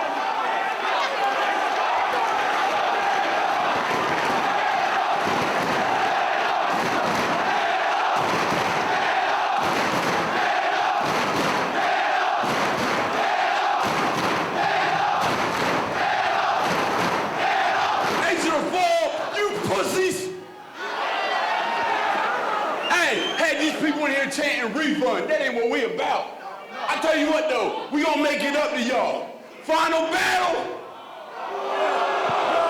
No. Hell with that. Right here tonight.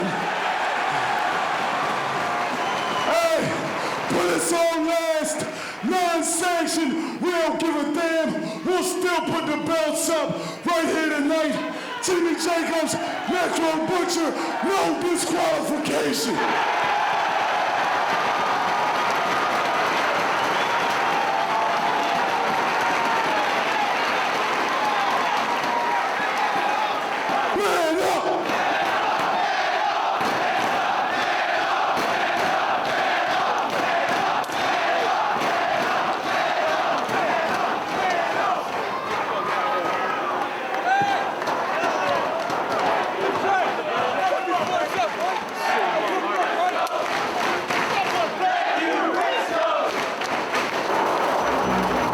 Seconds.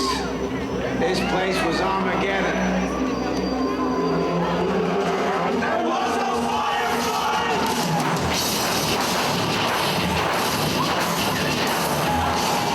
Team number 1, representing No Remorse Corps, Davey Richards, Rocky Romero, and the FIP World Heavyweight Champion,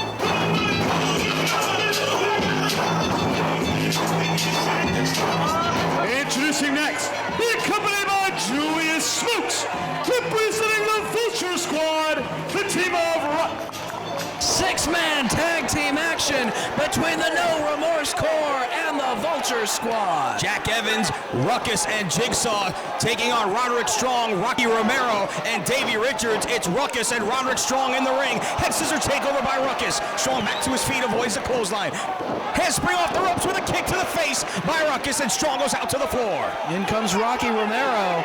Big boot sends Ruckus through the ropes and to the floor, and in comes Jigsaw. Romero with Jigsaw taken down to the canvas by the arm. Off the ropes comes the masked man. Bipasso from Rocky Romero taken off his feet by the arm drag.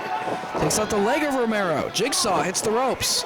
Steps over Romero, leapfrog from Rocky as Jigsaw dives over top. This is the big boot, but it's Rocky Romero with the head scissors on Jigsaw. Comes charging in the corner, moves out of harm's way, does Jigsaw to the second rope, and takes Romero down by the arm. Jigsaw has his eyes set out on the outside, but turned his back to Richards, who drives a drop kick right to the chest. Turns around, and there's Jack Evans. Waist lock and drives him back first into the corner. Knife edge chop to the chest and a forearm shot. Series of them in the corner by Richards. Jack Evans to the second rope, out to the apron he goes. Blocks the attempt by Richards, kicks him right upside the head. Springboard kick from Jack Evans. That sends Davey Richards to the floor. And keep your eye on Jack Evans. Looked to take a chance, caught himself. But Jigsaw wipes out the No Remorse Corps. All three members of the NRC able to avoid Jack Evans, but Jigsaw connecting with the dive. The mayhem we saw last night in Philadelphia continues here in Manhattan, as now it's Ruckus and Jigsaw with Rocky Romero. Into the ropes he goes, double team hip toss. Now looking to work as a unit, as a trio, assisting Jack Evans on that moonsault down across the chest of Romero. All three members of the Vulture Squad standing tall. Double elbow. Ruckus with a double stomp to Richards. Double stomp back senton. Double stop, handspring right down across the chest. The Vulture Squad really going to work on the No Remorse core here as Roderick Strong set into the corner. Jigsaw comes charging, but Rocky Romero pulling Jack Evans to the floor. And now the tide of the match turns into the favor of No Remorse core. See if the referee can finally get some order in this one. 2 men in the ring at a time and the rest out on the apron as Julius Smokes tries to get things under control for his team, the Vulture Squad, at ringside. It looks like we are finally going to get down into a semblance of a normal 6-man tag team match here as Jigsaw and Rocky Romero in the ring, kicked to the chest by Romero as Ruckus and Evans finally back up on the apron. Jigsaw struggling to make the tag, but Romero grabs him by the head, elevates him, inverted atomic drop. Romero off the ropes with a head of steam, kicking away at the back of the head of Jigsaw. Very close to making the tag, but Romero drags him back towards his side of the ring and drops the knee. It was right here in Manhattan at Manhattan Mayhem 2 that we saw Ruckus unveiled as the new partner of Jack Evans. The Vulture Squad was formed, and in the time since, Jigsaw added to the fold as well. And of course, this is a rematch from the Honor Nation event in Boston, where they tore down the house, and now the fans here in Manhattan witnessing it live and in person as well. Great cocky cover from Richards, but only gets 2. Once again, grabs the head of Jigsaw, picks him back to his feet, fires him off the ropes. Charges with a clothesline and takes him down hard. Right into another cover, does not hook the leg. Sinclair for the count, only gets 2. Grabbing the chin lock as Julius Smokes trying to fire up Jigsaw. So they'll work his way out of this position, make a tag, and get either Ruckus or Jack Evans into the matchup. But Davey Richards trying to keep control of Jigsaw, keep him down on the canvas. Transform, baby! Transform! The battle cry of the Vulture Squad. Elbows to the midsection, Jigsaw off the ropes, he's able to free himself. Fez press, forearm shots and clotheslines raining down by Richards. Cross faces now.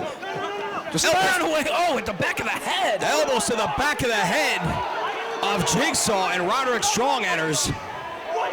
Very aggressive offense by Davey Richards. They've got Jigsaw hung up in the ropes now, in position for Davey Richards to kick away. Referee tied up inadvertently on the other side of the ring. As the No Remorse core go to work on Jigsaw. Triple team on Jigsaw in the ropes, and it's Romero driving the feet to the midsection, right into the waiting arms of Roderick Strong. Very aggressive body slam and an elbow right down across the throat. Jigsaw able to get his shoulder up, though. As Richards and Romero continue to jaw with the fans here in Manhattan. Chop across the chest of Jigsaw. Boot to the midsection of Roderick Strong. Just pounding away on Jigsaw now as Rocky Romero just stepping on the man.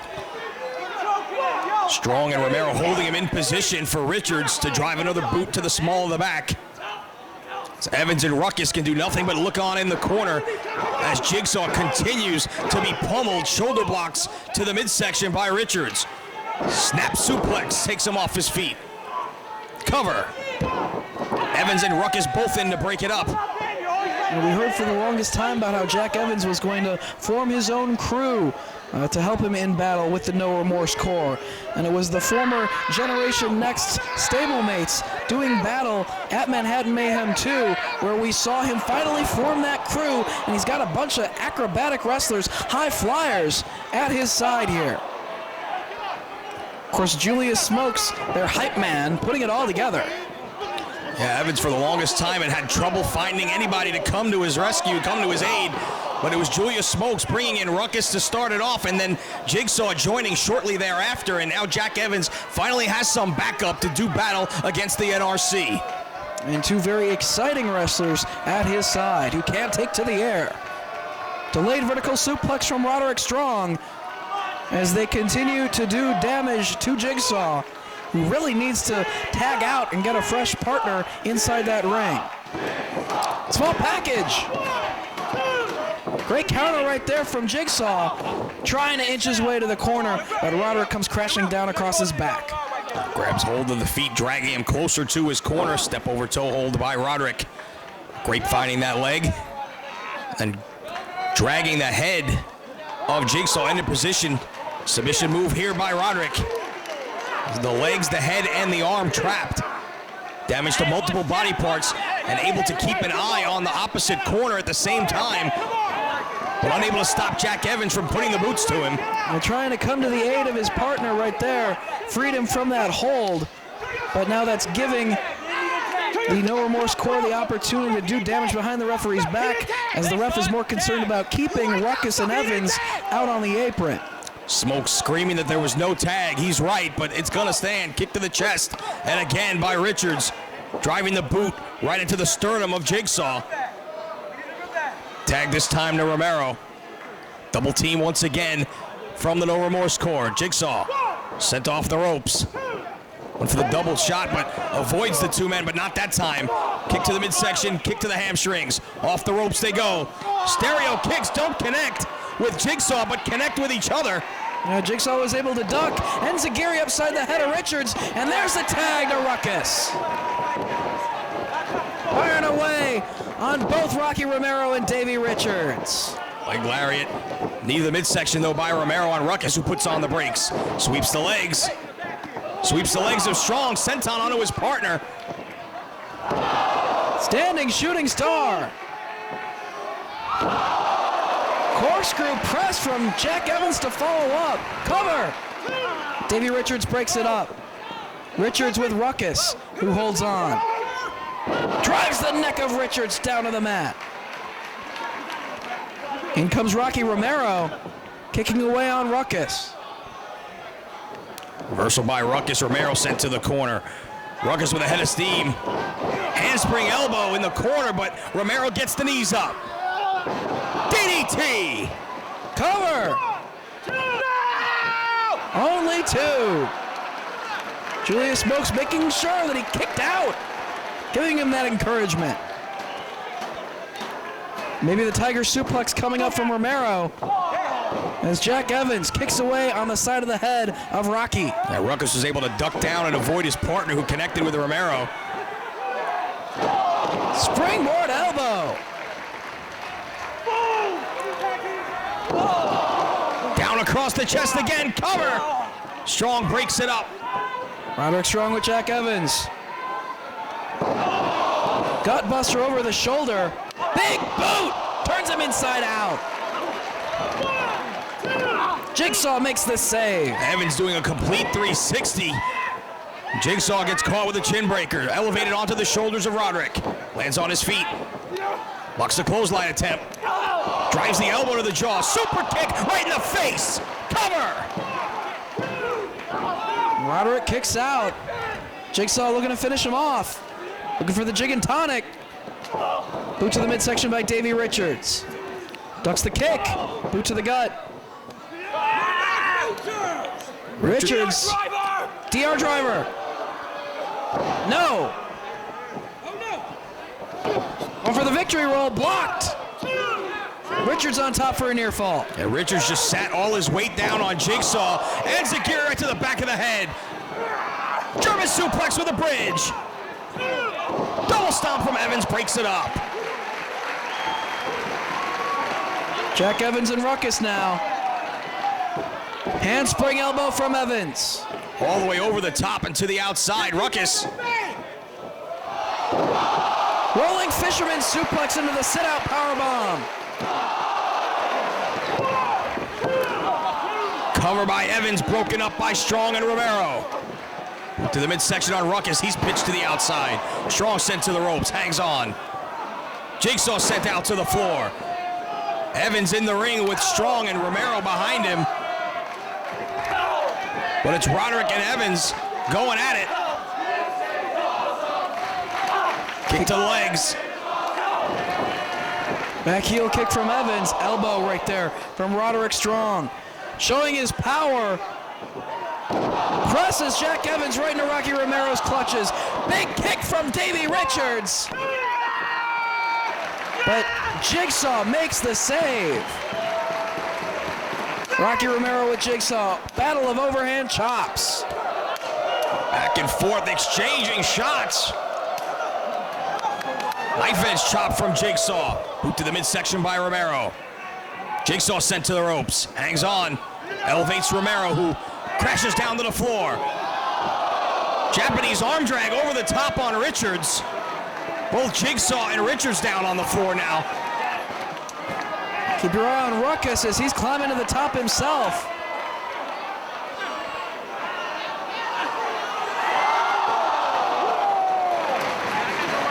Moonsault to the floor. Strong on his feet. In the ring, waiting to pounce. Evans in the corner, now on the apron. Strong join with the fans. Turned his attention away from Evans and paid the price. Flipping neck breaker by Evans. Could be thinking about the 630. Evans going to the top. Jack, just go for the pin, Jack. But Roderick takes away his balance. Strong to the top rope himself. Superplex possibly. Evans though fighting it off. Roderick in the tree of woe. Caught with a knee strike from Evans.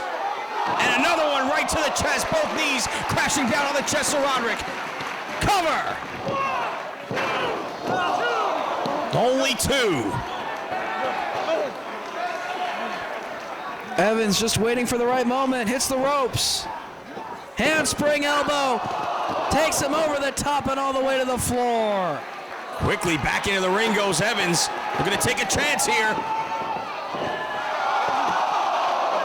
Nobody home this time, as now Roderick Strong pulling the floor mats aside. No! Gibson driver on the floor! Brings it back inside the ring! The Gibson driver on the floor!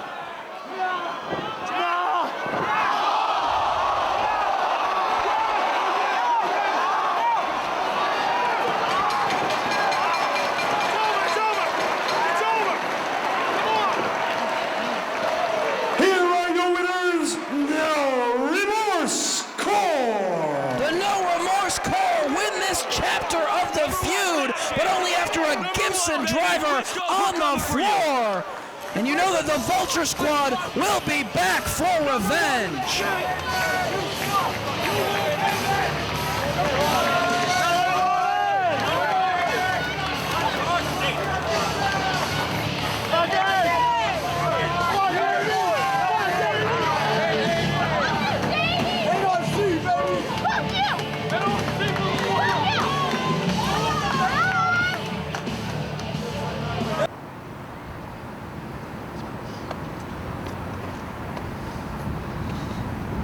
Do you remember innocence? Do you remember childhood? Do you remember big dreams? Do you remember where they started? Toys R Us. Remember on Saturday afternoons when you had nothing to do? You would say, Mom, you would say, Dad, let's go to Toys R Us. Let's buy a bike, let's play with the video games. They got some new action figures. Do you remember the carefree nature of being a child? No more. Let's go this way. Walk with me. Talk with me. Come on, conjure up memories. Don't you remember childhood? Jimmy, you remember being a kid, right? It's almost funny if it weren't so sad, Tyler. I remember being a kid. But what I don't remember is my dad dropping me off at Toys R Us and then hitting up the nudie bar right next door. No. See, what kind of message is that? You send your little girls to go play with Barbie dolls, tell them how they should look, how they should act in life. Right next door. This is what they should aspire to. What are we filming? Yeah. What are we filming? We're filming a decaying society. We're filming Toys R Us next to the strip club. And this, it only gets worse from here.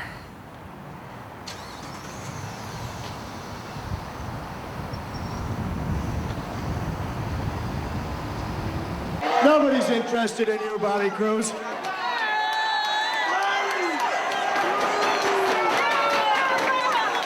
And guess what? You New York nobodies, Uncle Larry has some spectacular news. That's right. After that devastating 12 large elbow, the deal was sealed. And Claudio Castagnoli has finally agreed to my terms. So the news is this. The next time that Ring of Honor returns to this building for pay-per-view on December 29th, it will be Double C Claudio Castagnoli against my main man, Chris Hero.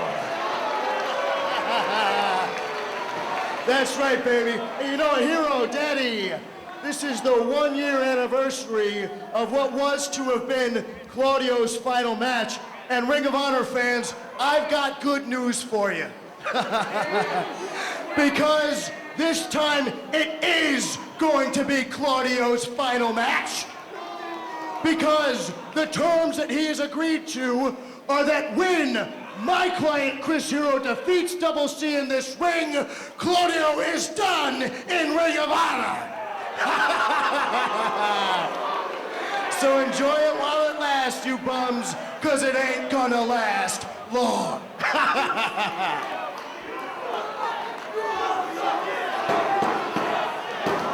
When I was out here earlier, it was all fun and games.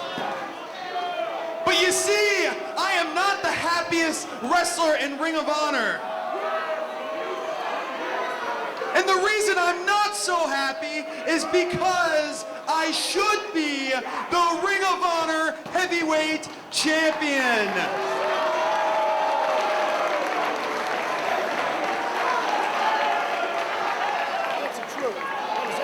Last night in Philadelphia, I made your beloved Nigel McLariat tap out. That's what he did, just like that. But you see, things aren't always fair, especially here in Ring of Honor. And not only am I not the heavyweight champion, I'm not even the #1 contender.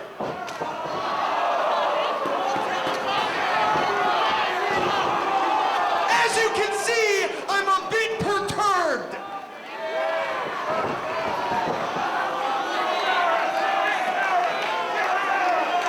What they tell me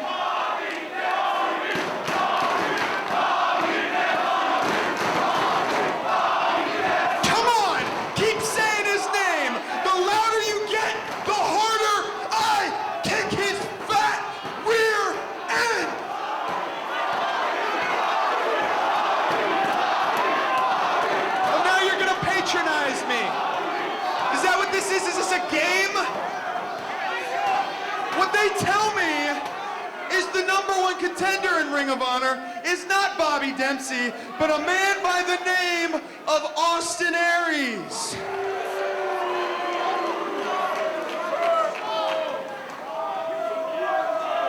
You see, I don't call him Austin Aries, I call him Mr. 2005.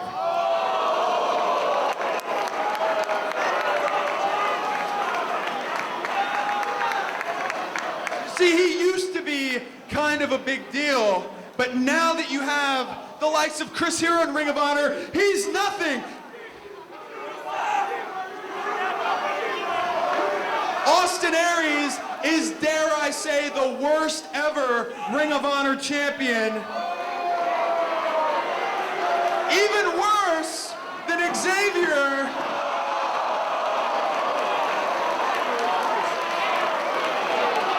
He was a poor excuse for a champion back then. Oh, look at him. Hey, Sweeney, this is great. He's totally walking to the ring in a non-stop fashion.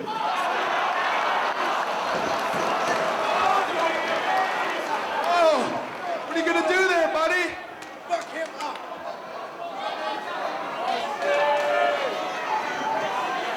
#1 contender, huh?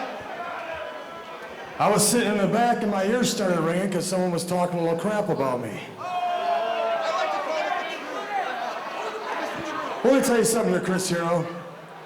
You might have made Nigel McGuinness tap last night. Then again, you might not have. I don't know. That's not for me to judge. But let me tell you something I do know. I know what it takes to be the ROH World Champion, something you've never been. Let me tell you something else that I do know. I do know that I earned and deserve to be the #1 contender for the ROH World Championship. And I'll tell you the last thing that I do know. I do know that I haven't had a real match here tonight. So if you think you're so great, why don't you put his money where your mouth is and let's get it on right now. Whoa. That's what I think about that. That's what I think about that. There you go, baby. There you go. There you go, Daddy. All right. I'm hearing what you're saying, and I'm liking it. But let me tell you something. I'm a businessman. If you're saying a match right here tonight, Hero's always ready to go. Always. Impeccable stamina. So, how about we put it this way? When my man defeats you here tonight, he gets your spot to challenge for the title on pay-per-view in December. You know what, Larry Sweeney? Knowing the businessman you were and you are, I knew you were gonna say that to me. But see, being the businessman I am, I don't do nothing for free. So there's something I want. I want someone to take their boot and stick it right up your ass and shut your mouth once and for all. And you know what?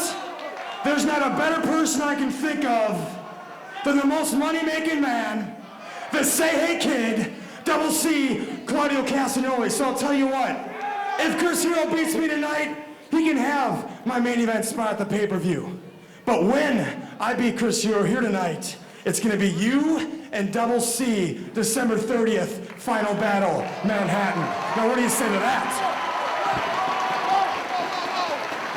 What's wrong? You don't seem so confident in your boy now, huh?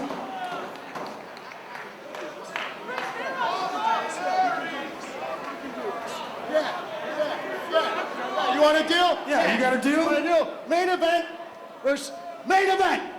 It's on, baby. It's on, Daddy. Well, a very high-stakes matchup between Chris Hero and Austin Aries as the referee has slid inside the ring and it has begun. The #1 contendership of Austin Aries put on the line, all for the chance of Claudio Castagnoli, if Aries can pick up the win, to get a singles matchup, get his hands on Larry Sweeney in a pro wrestling match. I don't think Austin Aries has ever had a bigger fan in his career than Claudio Castagnoli right now. Cravat cinched in by Chris Hero. Aries frees himself, grabs a side headlock. Hero backs him to the ropes, fires Aries off.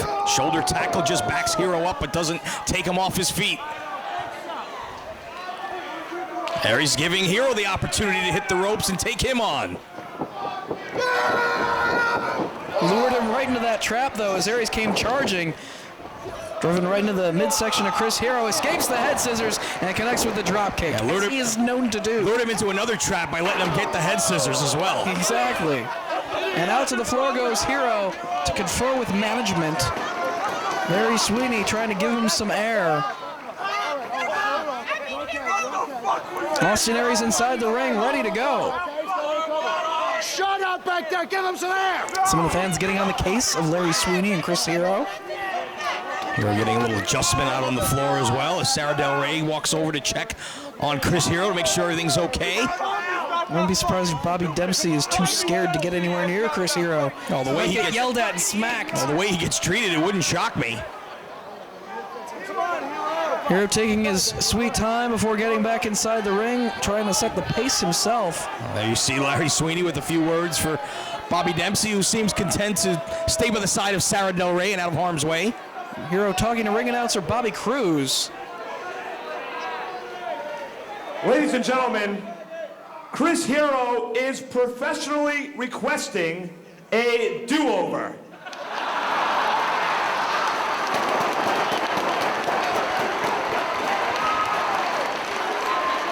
Whatever.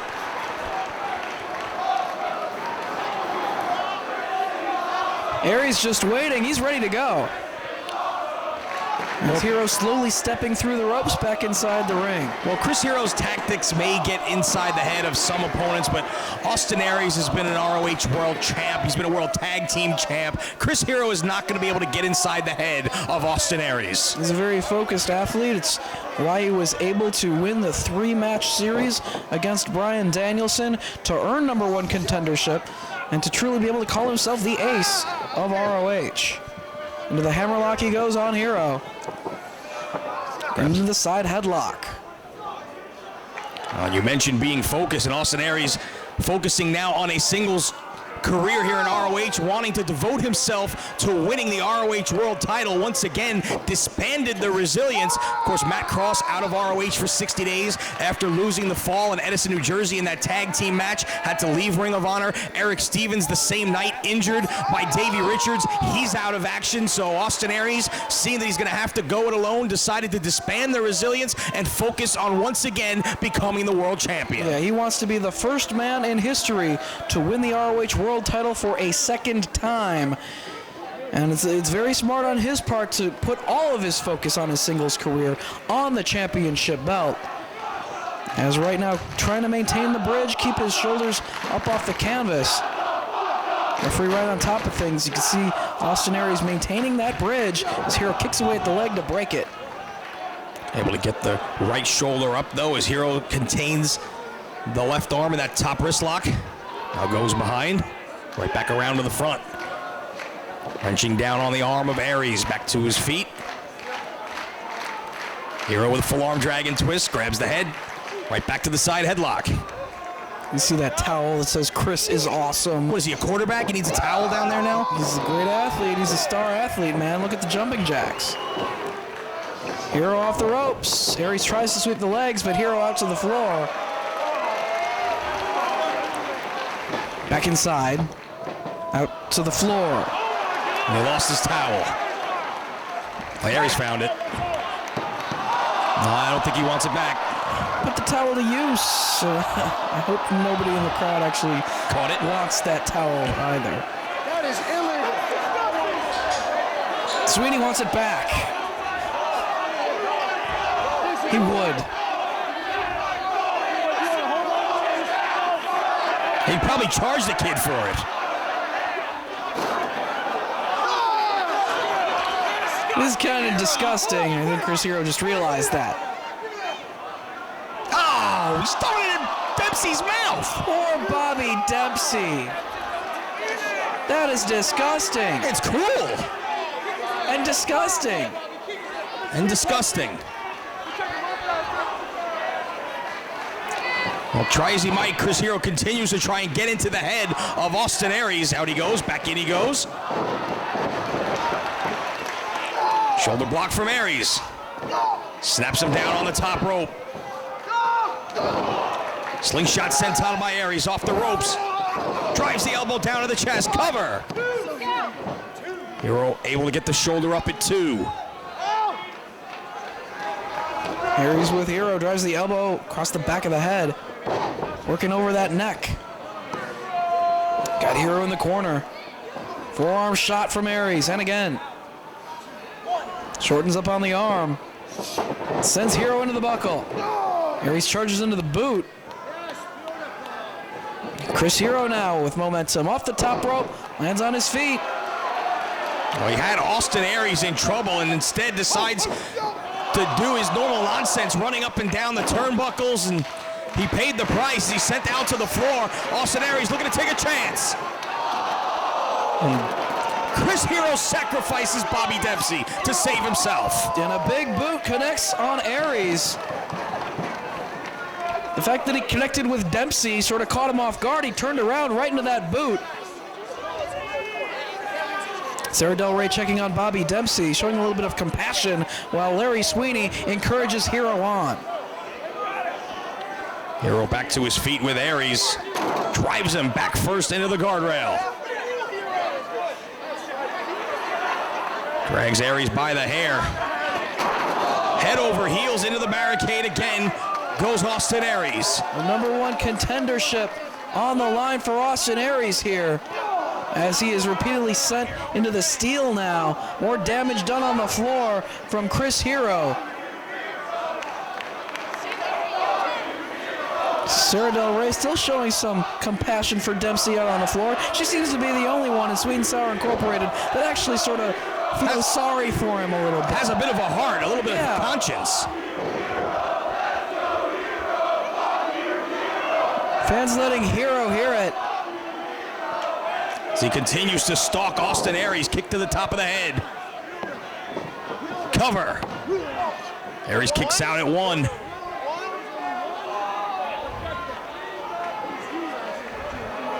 Grabs Aries by the head. Right hand connects and sends Aries to the corner. Chris Hero felt that he was robbed last night in the ROH World Title matchup against Nigel McGuinness. Took it out on Bobby Dempsey during the pre-match here before this bout got underway. Once again, gets a near fall on Aries.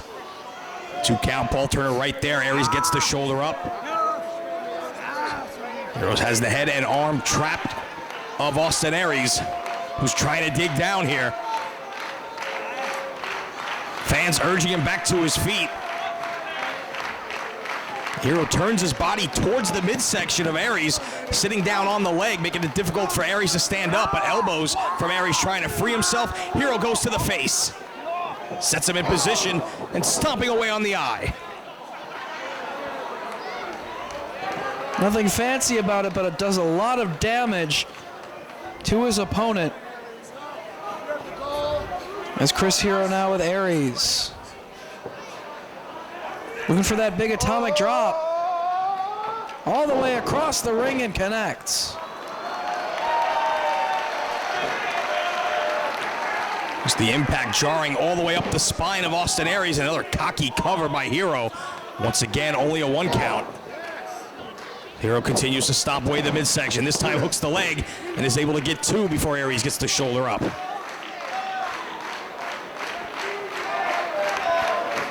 Hero back to a standing position as Aries trying to fight his way up. Firing away at the midsection of Hero.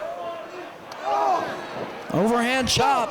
And a boot to the side of the face of Aries. Hero elevates Aries onto his shoulders. Drops him in the center of the ring. Makes his way to the corner. Crashing down on the chest. Cover. Only 2.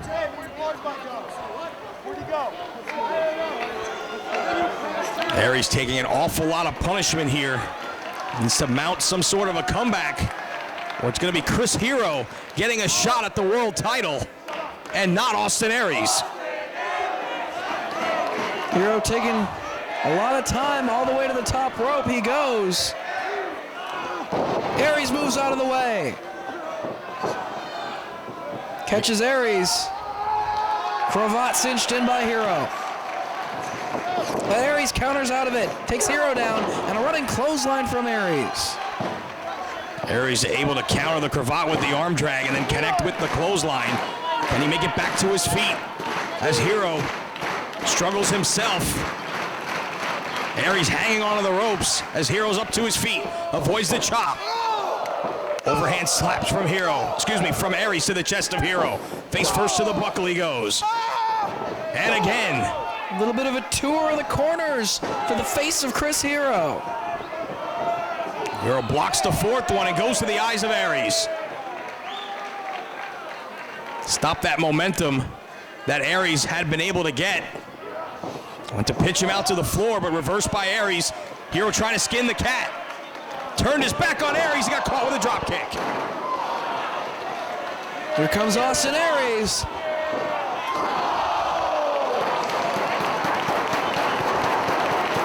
No Bobby Dempsey to save Chris Hero this time.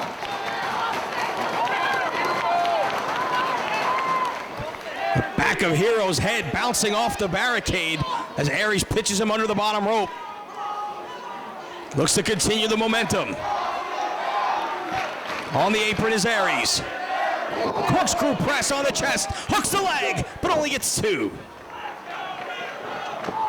Quebrada, but Hero gets the knees into the midsection and applies the cravat again.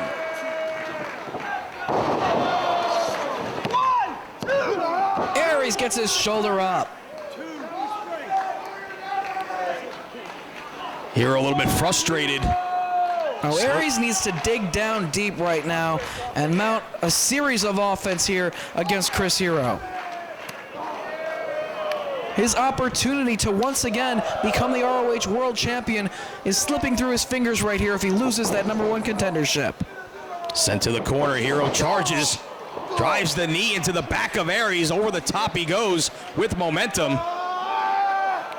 Has the cravat and drops him down, back of his neck, right over the top rope. Fantastic. Whiplash effect. Right now, baby, right now. This is your time. Sweeney telling him to finish him right here. Pulling him into the center of the ring. Aries with the elbow, connects on Hero. Off the ropes he comes, catches the boot. Going for the shin breaker. Gets it. Suplex in combination. All the weight on Chris Hero bouncing on the back of his head. Somehow gets to his feet, but he's on wobbly legs in the corners. Austin Aries charges, but runs into the boot of Hero. Came for that running drop kick. But Hero's got Aries now and drives him down to the mat. 1, 2, Only 2. Release suplex by Hero, gets him another 2 count. More importantly, puts another stop to any momentum Austin Aries was able to build. Crowd again urging Aries on and back to their feet. Hero's welcome. No, blocked. Connected with that kick. Aries off the ropes. Roaring elbows, both men wobbly and down. Both men connecting and feeling the effects now as Paul Turner administers the double count on both wrestlers. Who's going to be able to get back to their feet first here? Austin Aries looking for the crowd to give him that encouragement he needs. That support to work his way back to his feet and fire away on Chris Hero. Aries to his feet first. Hero follows shortly after. Caught with a forearm from Aries and another. Overhand chops from Aries connect to the chest. Series of them. Aries off the ropes. Lands on his feet. Cravat by Hero. Cravat suplex. Both men back up. Big boot from Hero. He's got Aries. Hero's welcome blocked. Trying to get the backslide. Hero gets it. Only 2. Kick to the head. Front face lock by Aries. Brainbuster. Holding on into that bridging submission. He made Bryan Danielson tap out to this. Can he do the same to Chris Hero?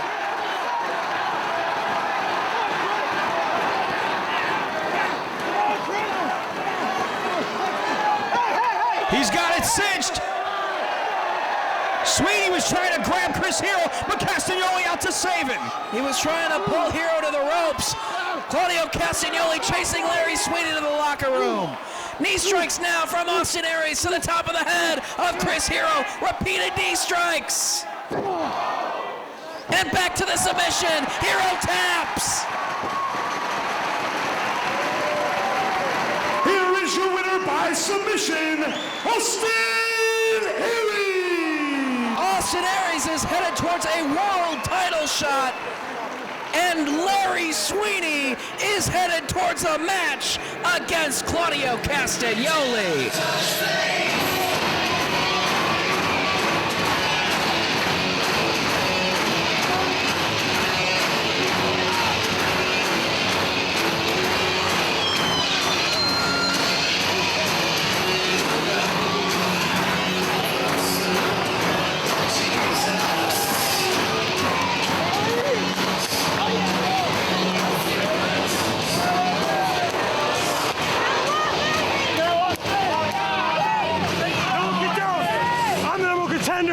Nigel, get that arm nice and healed.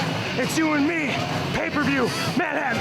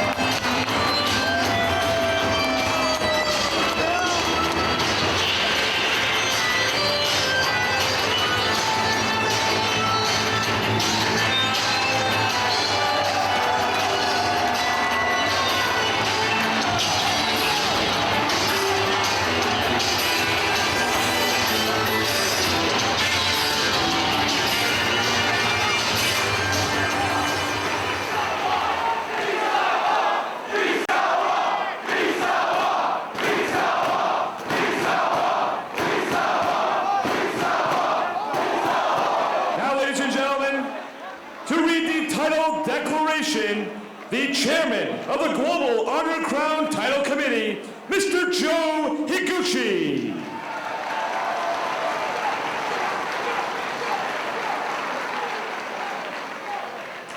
認定証この試合は GHC タイトル管理委員会が認定する GHC ヘビー級選手権試合であることを宣言する2007年11月3日 GHC 管理委員長ジョー・ヒグチ。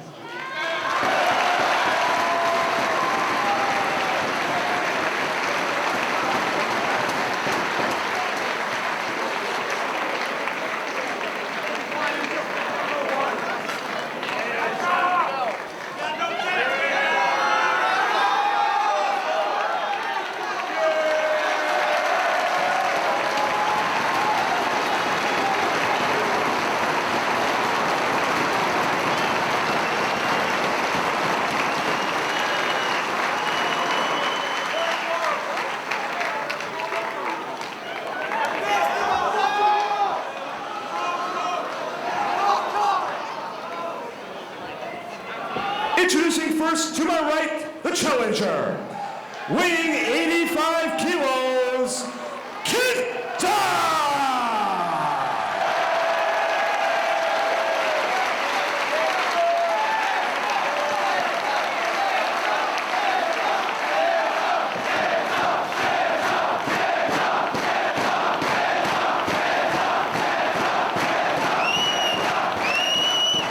His opponent to my left, weighing 110 kilos, he's the GHC heavyweight champion, Misawa Misawa.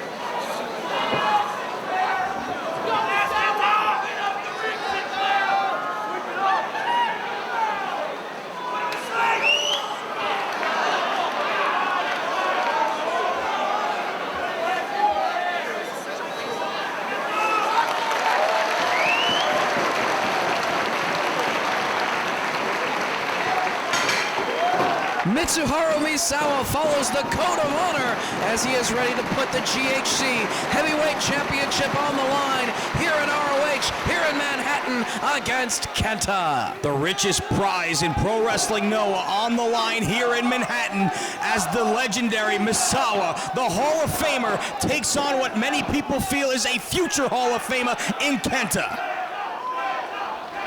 Both men back to the ropes. We get a clean break. We saw the GHC heavyweight title put on the line for the first time here in Ring of Honor last year at Glory by Honor 5, Night 2 here in Manhattan. It was Marufuji defending the title against Nigel McGuinness on that occasion. And this time, Kenta with the big boot. And now an exchange. Another forearm from Misawa, catches him off the ropes, charges and runs into an arm drag. Quickly into a head scissors, both men back to their feet.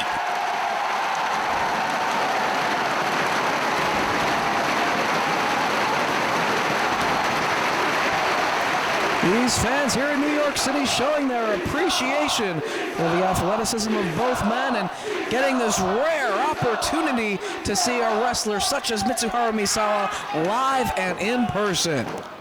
Waist lock by Kenta.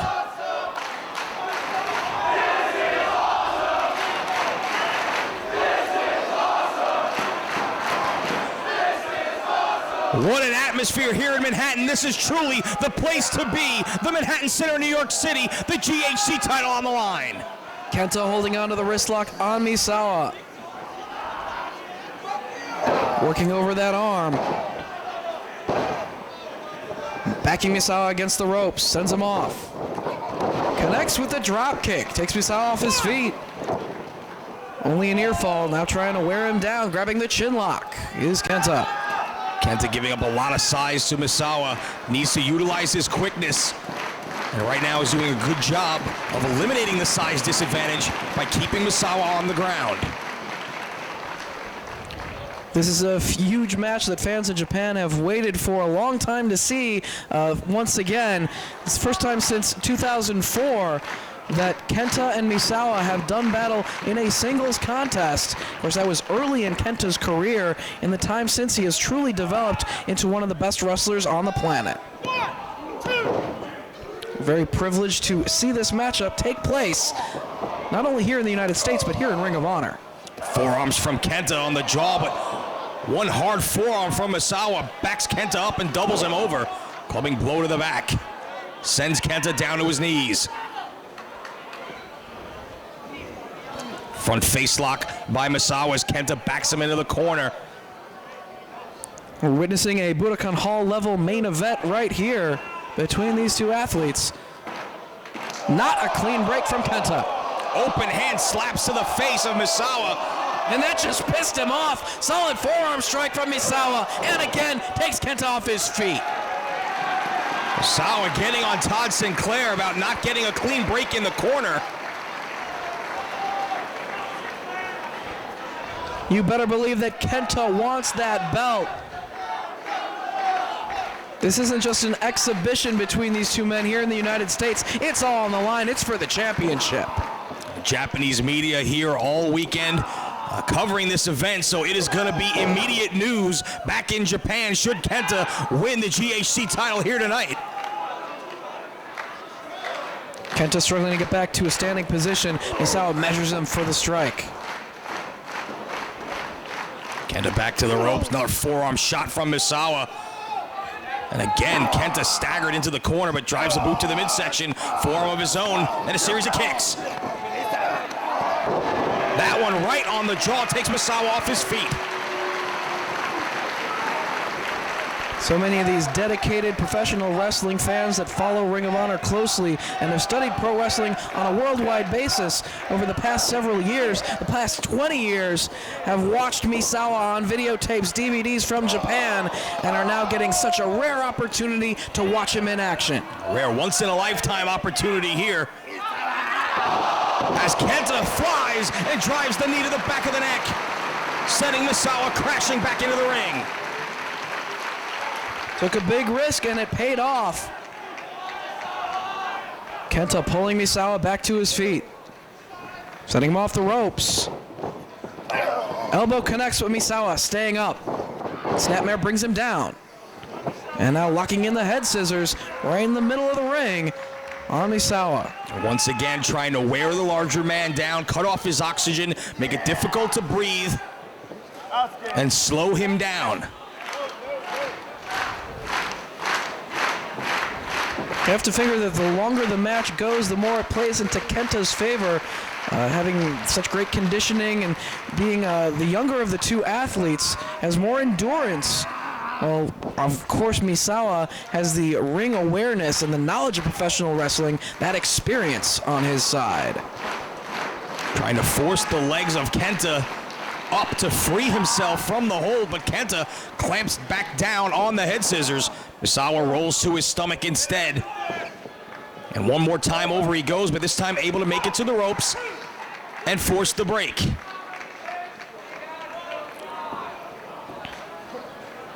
Kenta, though, immediately grabs Misawa by the head and picks him back up. Forearm exchange. Boot to the midsection. Snapmare by Kenta. So the impact on the kicks between the shoulder blades.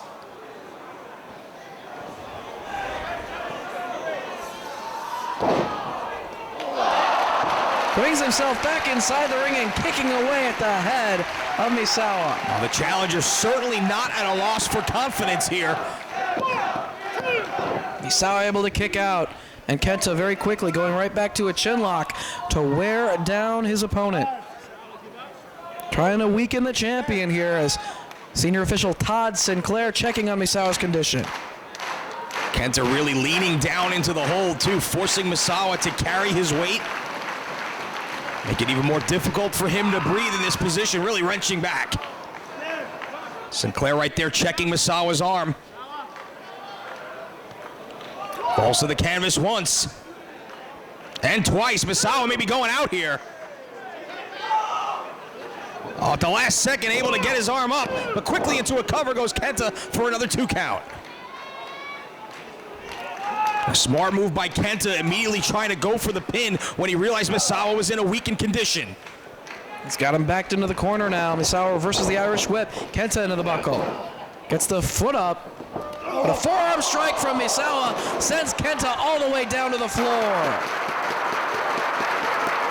Misawa connecting solidly with the side of the jaw of Kenta, sent him sprawling to the outside. And the GHC heavyweight champion is going out to the floor. Misawa with Kenta. Into the barricade, back first.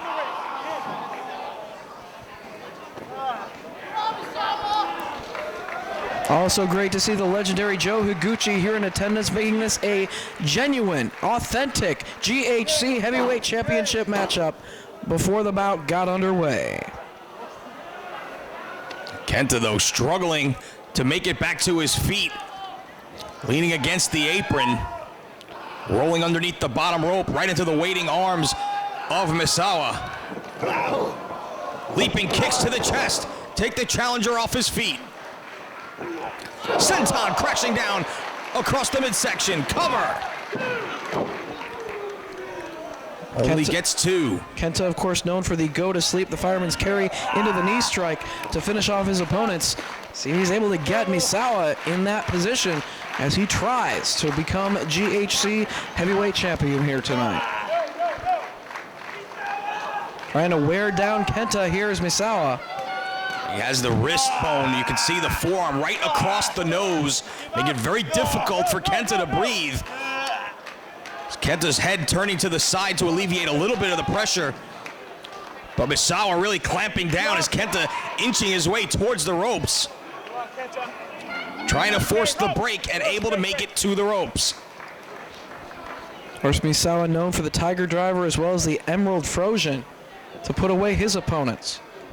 Kenta back to his feet, met with a forearm and an open hand slap as well. Another forearm sends him down. And he's got some very lethal forearm strikes in his repertoire. They hit very hard, they take away all of your balance, as we see right there. But Kenta's back up and firing back. Kenta refusing to stay down and not willing to back down either. Such determination shown by the challenger. Oh, how badly does he want to be the GHC heavyweight champion? But one more shot from Misawa, and again, Kenta goes crashing to the canvas.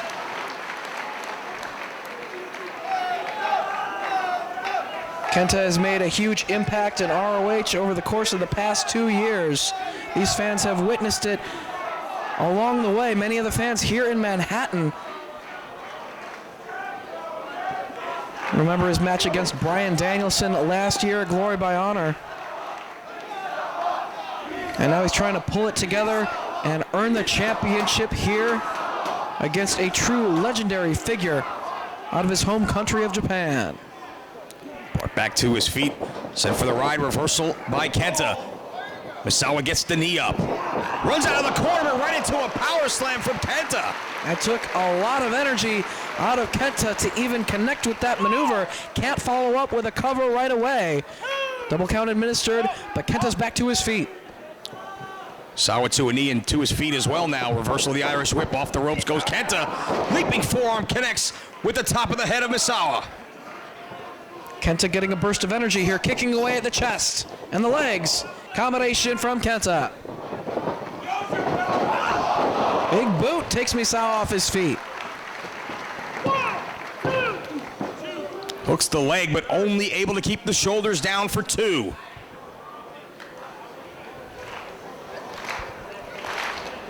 Kenta with Misawa backed into the corner. Sent across the ring. Big running boot in the corner from Kenta. Trying to follow up now. Again to the other side of the ring. Well, that one dazed Misawa as Kenta to the outside. Springboard missile drop kick right on the button. Cover! Misawa kicks out. Trying to pull Misawa back up to his feet to follow up, keep the momentum on his side. Kenta going to work. He's got him in the corner now, but a reversal of the whip. Kenta into the buckle. Misawa charges into the boot as Kenta's now has control of the head and snaps the throat of Misawa on the top rope. Going for another springboard maneuver, but another hard elbow smash. And now it's Misawa waiting for Kenta to get back to his feet.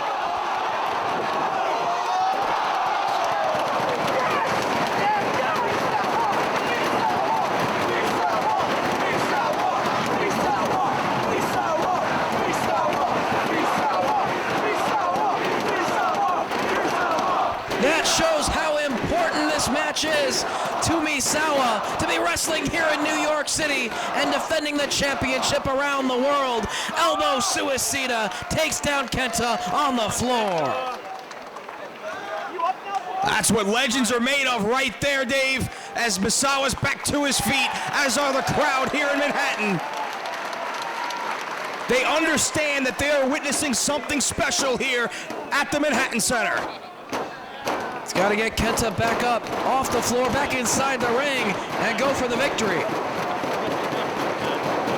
He's encouraging these two competitors on as he rolls Kenta back inside the squared circle. Kenta on his back. Misawa contemplating his next move. Grabs Kenta by the hair, goes for a forearm, but ducked by Kenta. Tiger driver! Only 2!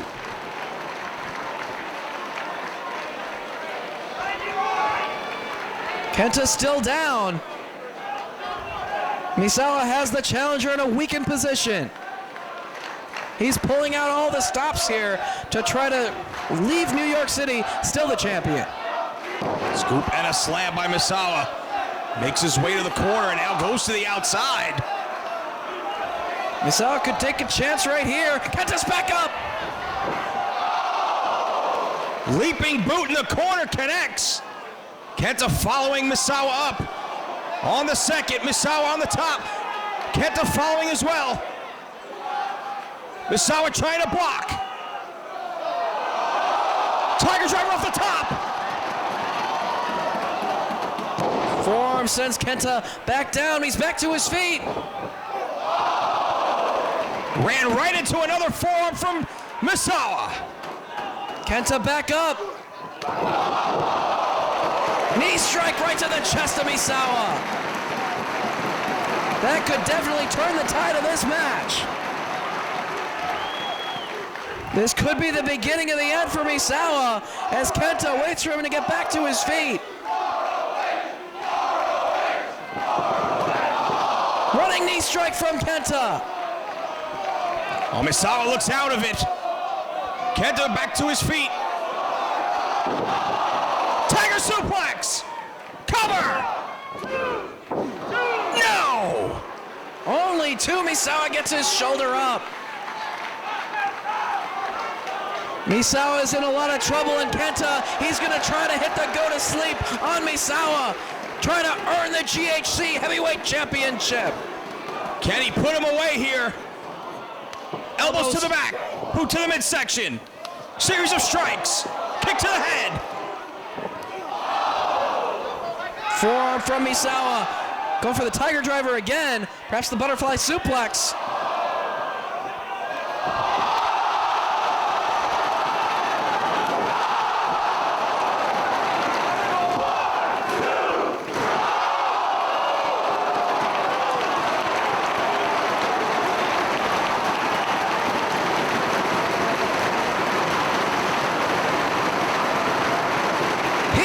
Took his head off with that go to sleep.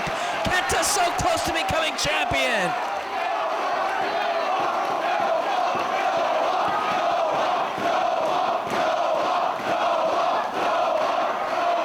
Going for it again, elbows from Misawa.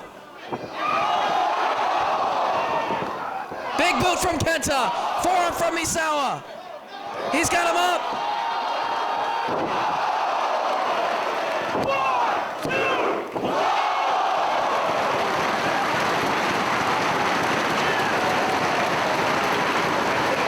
Kenta survives the Emerald Trojan.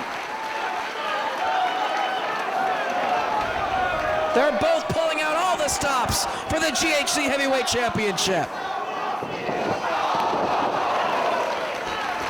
Busaiku knee connects, but he can't follow up with a cover. Double count applied, both men down.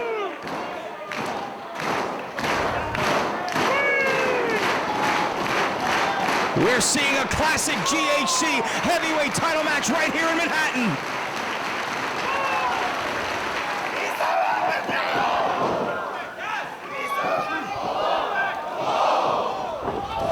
Combination of elbows. Misawa to the ropes. Elbow sends Kenta down. Cover. No. Only two, says Todd Sinclair. Everyone on their feet here in the Manhattan Center. Misawa trying to put away Kenta, but he fires away. Back and forth they go, combination of elbows.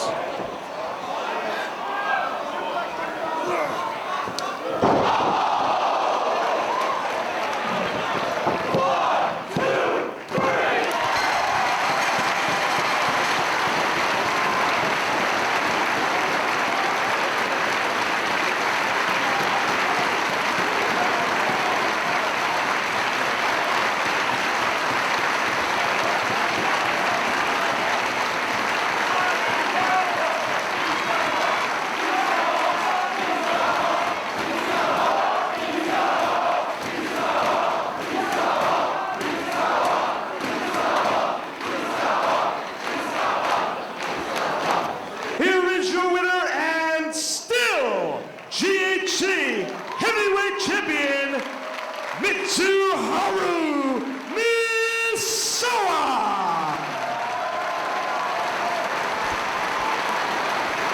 Joe Higuchi presenting Misawa with the championship belt. What a great title matchup here in New York City. Ring of Honor would like to thank Pro Wrestling Noah for this bout and thank specifically Mitsuharu Misawa for this great honor.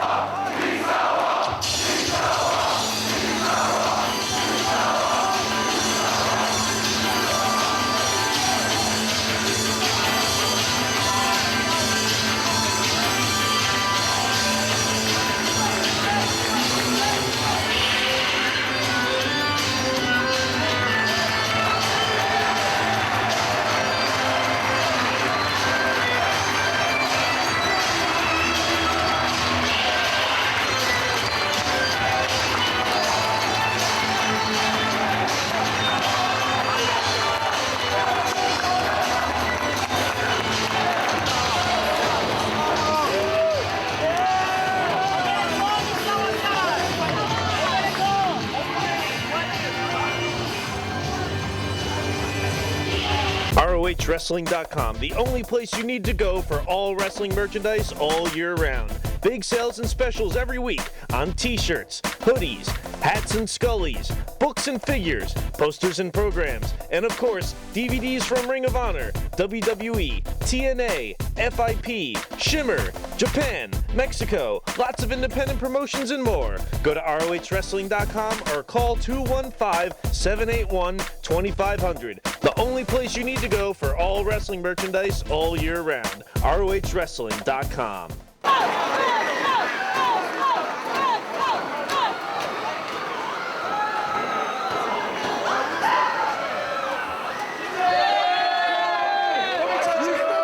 Introducing first the challengers, being accompanied by Lacey, representing the Age of the Fall, Jimmy Jacobs, and Electro Butcher.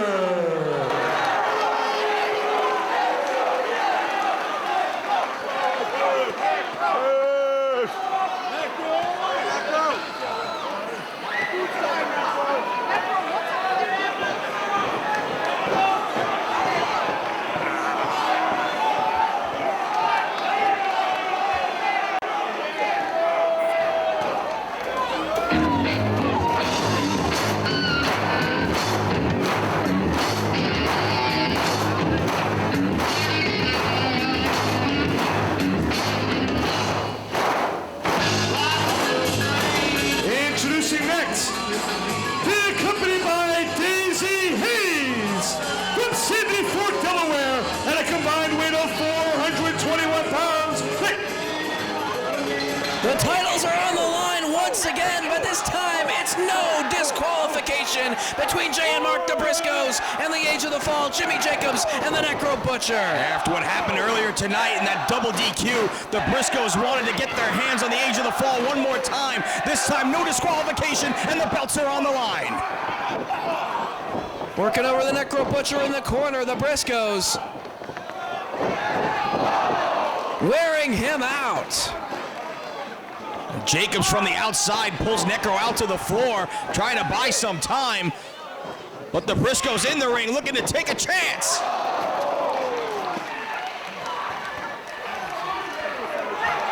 Jay wiping out both members of the Age of the Fall. Mark had his leg grabbed by Lacey on the outside, but Jay did the damage. Well, thankfully, the Briscoes have Daisy Hayes at their side at ringside to keep an eye on Lacey during the course of this matchup so that it stays between the four men involved.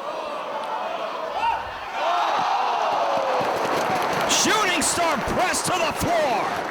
Mark Briscoe has no fear and will always put his body on the line to retain those tag team championship belts. Jacobs tossed back into the ring by Jay as Mark rains right hands down onto the head of the fallen Necro Butcher. Do this shit for the belts, baby. Do the shit. After that brutal hanging of Jay Briscoe in Chicago, the Briscoes out for revenge on the Age of the Fall.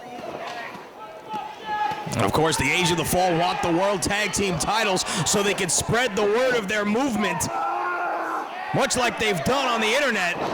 AgeOfTheFall.com, you've seen those things. Of course, those promos courtesy of AgeOfTheFall.com on tonight's release and last night's as well. As now hung up in the trio in the corner, Jimmy Jacobs with momentum comes charging right to the midsection. And the drop kick to follow up. But Mark Briscoe, springboard kick, wipes out Jimmy Jacobs, and a karate chop from Mark Briscoe. And a chair right to the head for the Necro Butcher. Full force, and that knocks him all the way to the floor. As now the Necro Butcher, chair in hand, going to work on Jay. It's that chair on his back as he scoops him up. Spins him around and plants him with a body slam right on top of the chair. Necro with the cover. Only an ear fall. Jimmy Jacobs now going to work. Closed fist, but it's all legal. No disqualification in this one. Once again, Mark caught by Necro and then pitched right back out to the floor as Jacobs continues to go to work on Jay Briscoe.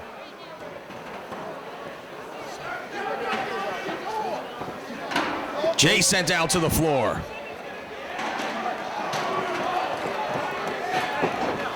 Jacobs going for the dive. Nobody home. Midsection first on the top of the steel barricade. Oh, he may have broken a rib right there. Doubled over in pain on the floor. And Mark Briscoe going right to it. Boots to the back. Briscoe's talking a little strategy as they continue the battle all over the ringside area. Right hands from Jay to the top of the head. Pitches Jacobs into the ring. Chairs all over the ring, courtesy of the Necro Butcher. Double team by the Briscoes. Launching Jacobs into the steel barricade once again. That is just sick. But they know just what the Age of the Fall will do in their quest to have all that power, to have the belts. Chair across the back of the Necro Butcher. Jay turning his attention right back to Necro, has him injured and swinging away with right hands to the top of the head. Necro goes down and the back of his head hits the chair. Necro firing away at the midsection though as Jay continues to fire away at the head. Shut up, bitch! What did you just call me? Trying to piss off Lacey, getting her head. She swings, blocked. And he's pulling Lacey inside the ring. Oh, she wants to stick her nose in. Holding her for Daisy Hayes. Heart punch. Yakuza kick. Sends Lacey out to the floor. Daisy Hayes at the side of the Briscoes. And now the Hayes climbing up top herself. Wipes out the Age of the Fall. The Briscoes and Daisy Hayes teaming up as she continues to pound away on Lacey. Clubbing away, Lacey trying to fight back. Both girls crashing into the guardrail. We've seen the hatred here in ROH between Lacey and Daisy Hayes for such a long time now, and it's continuing here tonight. Lacey trying to get away from Daisy, running up the aisle, continuing to fight here. Going all the way to the back. As the four men involved in this matchup continue to battle at ringside, Necro Butcher chest first into the steel. Forearm shots from Mark. Necro fires back. Chop to the chest. Boot to the face. Right hand right on the jaw. Just duking it out here. Punches to the face. Mark goes down. Checking to see if his jaw's still in place after that. And now Necro, he's got Mark, he's rolling him up in the floor mats here at ringside. Trying to turn this into a 2-on-1 situation if Mark can't free himself from this position. He's got him trapped, rolled up in those floor mats. Nowhere for Mark Briscoe to go. Necro back up on the apron and now into the ring. Well, momentarily climbing up to the second. Oh, Necro's crazy. To the top rope. And comes crashing down with the dive with Mark rolled up in those floor mats. Jimmy Jacobs, meanwhile, on the other side of the ring, climbing up himself as Jay Briscoe is down on his back on the floor. Jacobs up top, no way. Almost losing his balance before taking off back senton down across the chest of Jay Briscoe. And you see a bloodied Jimmy Jacobs crashing down on one half of the World Tag Team Champions. Putting his body on the line for the sake of doing damage. A back senton from the top to the floor. Jacobs is nuts too. Oh, it just shows you what the World Tag Team titles mean to the Age of the Fall, to their movement. Necro Butcher back inside the ring, just stomping away now. Come on, Jay! Come on, Mark, baby. Come on. Momentum off the ropes. Another hard stomp. The referee checking on Jay Briscoe's condition as Necro with those chairs now in a pile inside the ring. Mark Briscoe unable to come to Jay's aid. Basically 2-on-1 here in the ring as Mark finally able to free himself, but still unable to get to the ring to help his brother. Double suplex on the chairs. Necro says that's it. Oh, the tag team titles are certainly in jeopardy right here. Cover. No, Jay kicks out. Jacobs had that leg hooked, the one closest to the ropes. Forced Jay to dig down and kick out. He was able to do so. Just throwing a chair at Mark Briscoe as he tries to get to his feet on the floor. Jacobs and Jay Briscoe, back and forth they go, and now blatant choke and biting away Jimmy Jacobs. And a big running kick from the Necro Butcher. Picks Jay back up, another double team here by the challengers.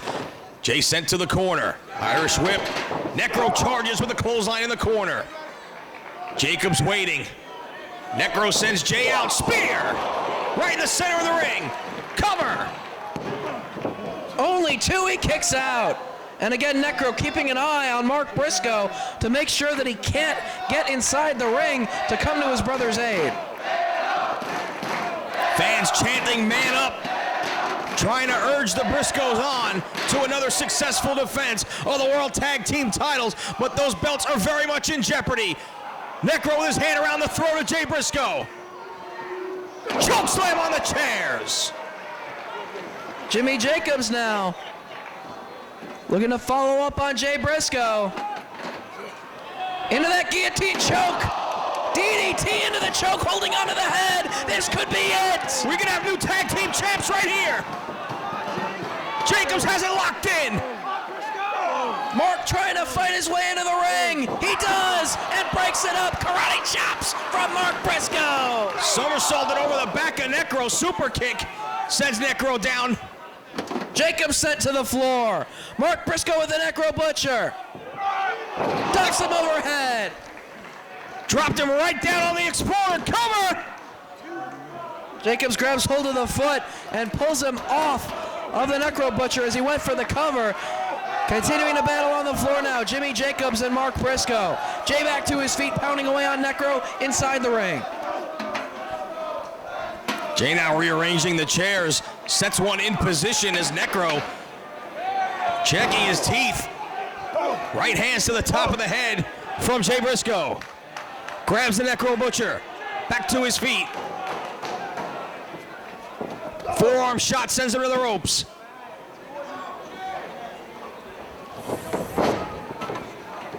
Drop toe hold, Necro puts on the brakes. But the double stomp connects from Mark Briscoe.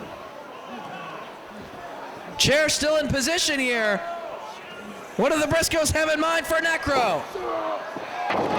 Double belly to back suplex on the chair. Necro's head went right through the steel. Cover. No! He kicks out. You have got to be kidding me.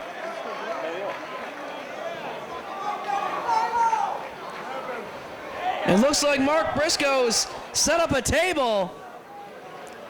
Jay and Mark, the Briscoe brothers, looking to retain the World Tag Team titles and looking to finish the matchup here by putting the Necro Butcher through the table, pulling him out to the apron. Jay out there with him. Elevates Necro. Trying to, but here comes Jimmy Jacobs trying to save Necro. Lands on his feet on the apron. Jacobs off the ropes. Caught with a spin heel kick. Necro with Jay for a suplex, but Jay able to block. Mark comes to some help. Firing away on the Necro Butcher.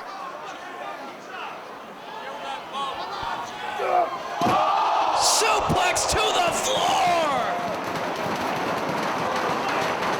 Cover on Jacobs. Only two. Mark right back to his feet, though, looking to finish Jacobs off here. Snap suplex. Sets the chair down across the body of Jacobs and then climbs all the way to the top. Senton does damage to Jacobs, but also to himself. Only a near fall. putting his body on the line, crashing through the chair to inflict punishment on Jacobs. Oh, he's got Jacobs up. That table still awaits. Neck breaker. Cover. No, Jacobs with the shoulder up. Once again, Jacobs able to absorb punishment and get the shoulder up. The Briscoes keeping Necro out on the floor.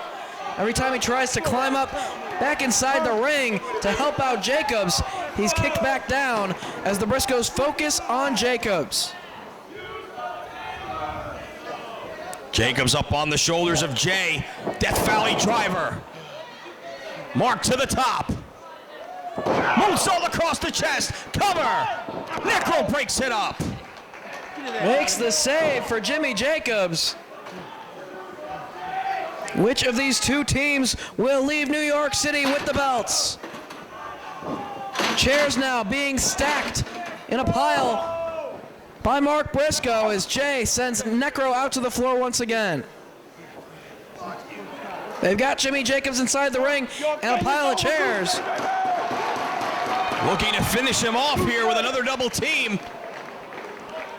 Might be time for the springboard doomsday device. Up on the shoulders. Springboard blockbuster on the chairs. Jacobs kicks out. What is keeping Jimmy Jacobs going? He wants to advance his movement, the age of the fall, and in order to do that, they need the tag team championships.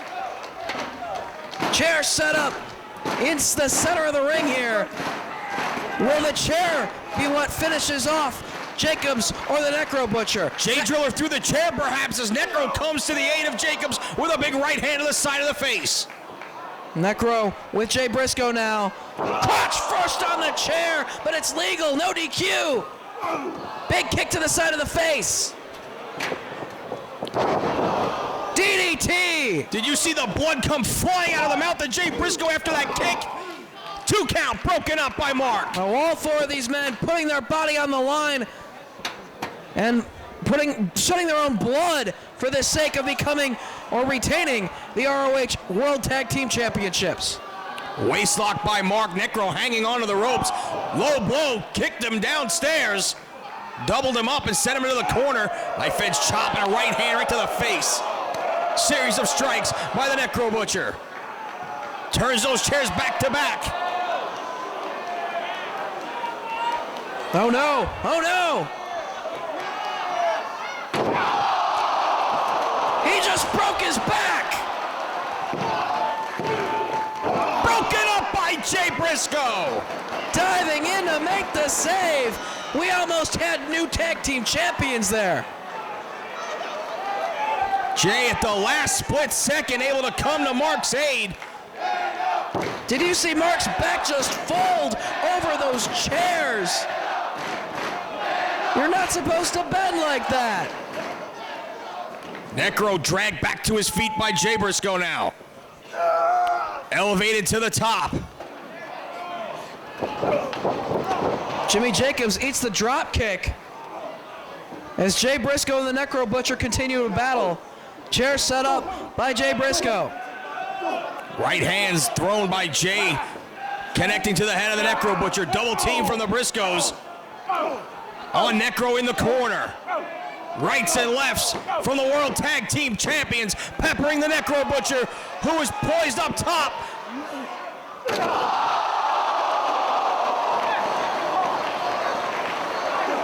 Slammed off the top through the chair. Jacobs up top. Through the table. Chair to the head. A second. Boot to the midsection. Jay Driller. Cover.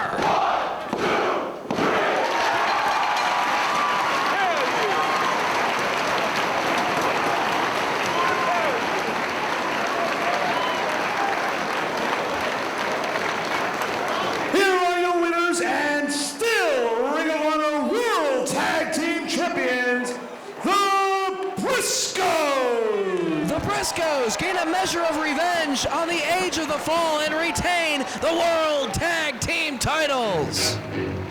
We would like to thank the fans here in New York City for a 6th consecutive sellout here at the Manhattan Center, and thank each and every one of you who follow Ring of Honor for bringing us to Glory by Honor 6.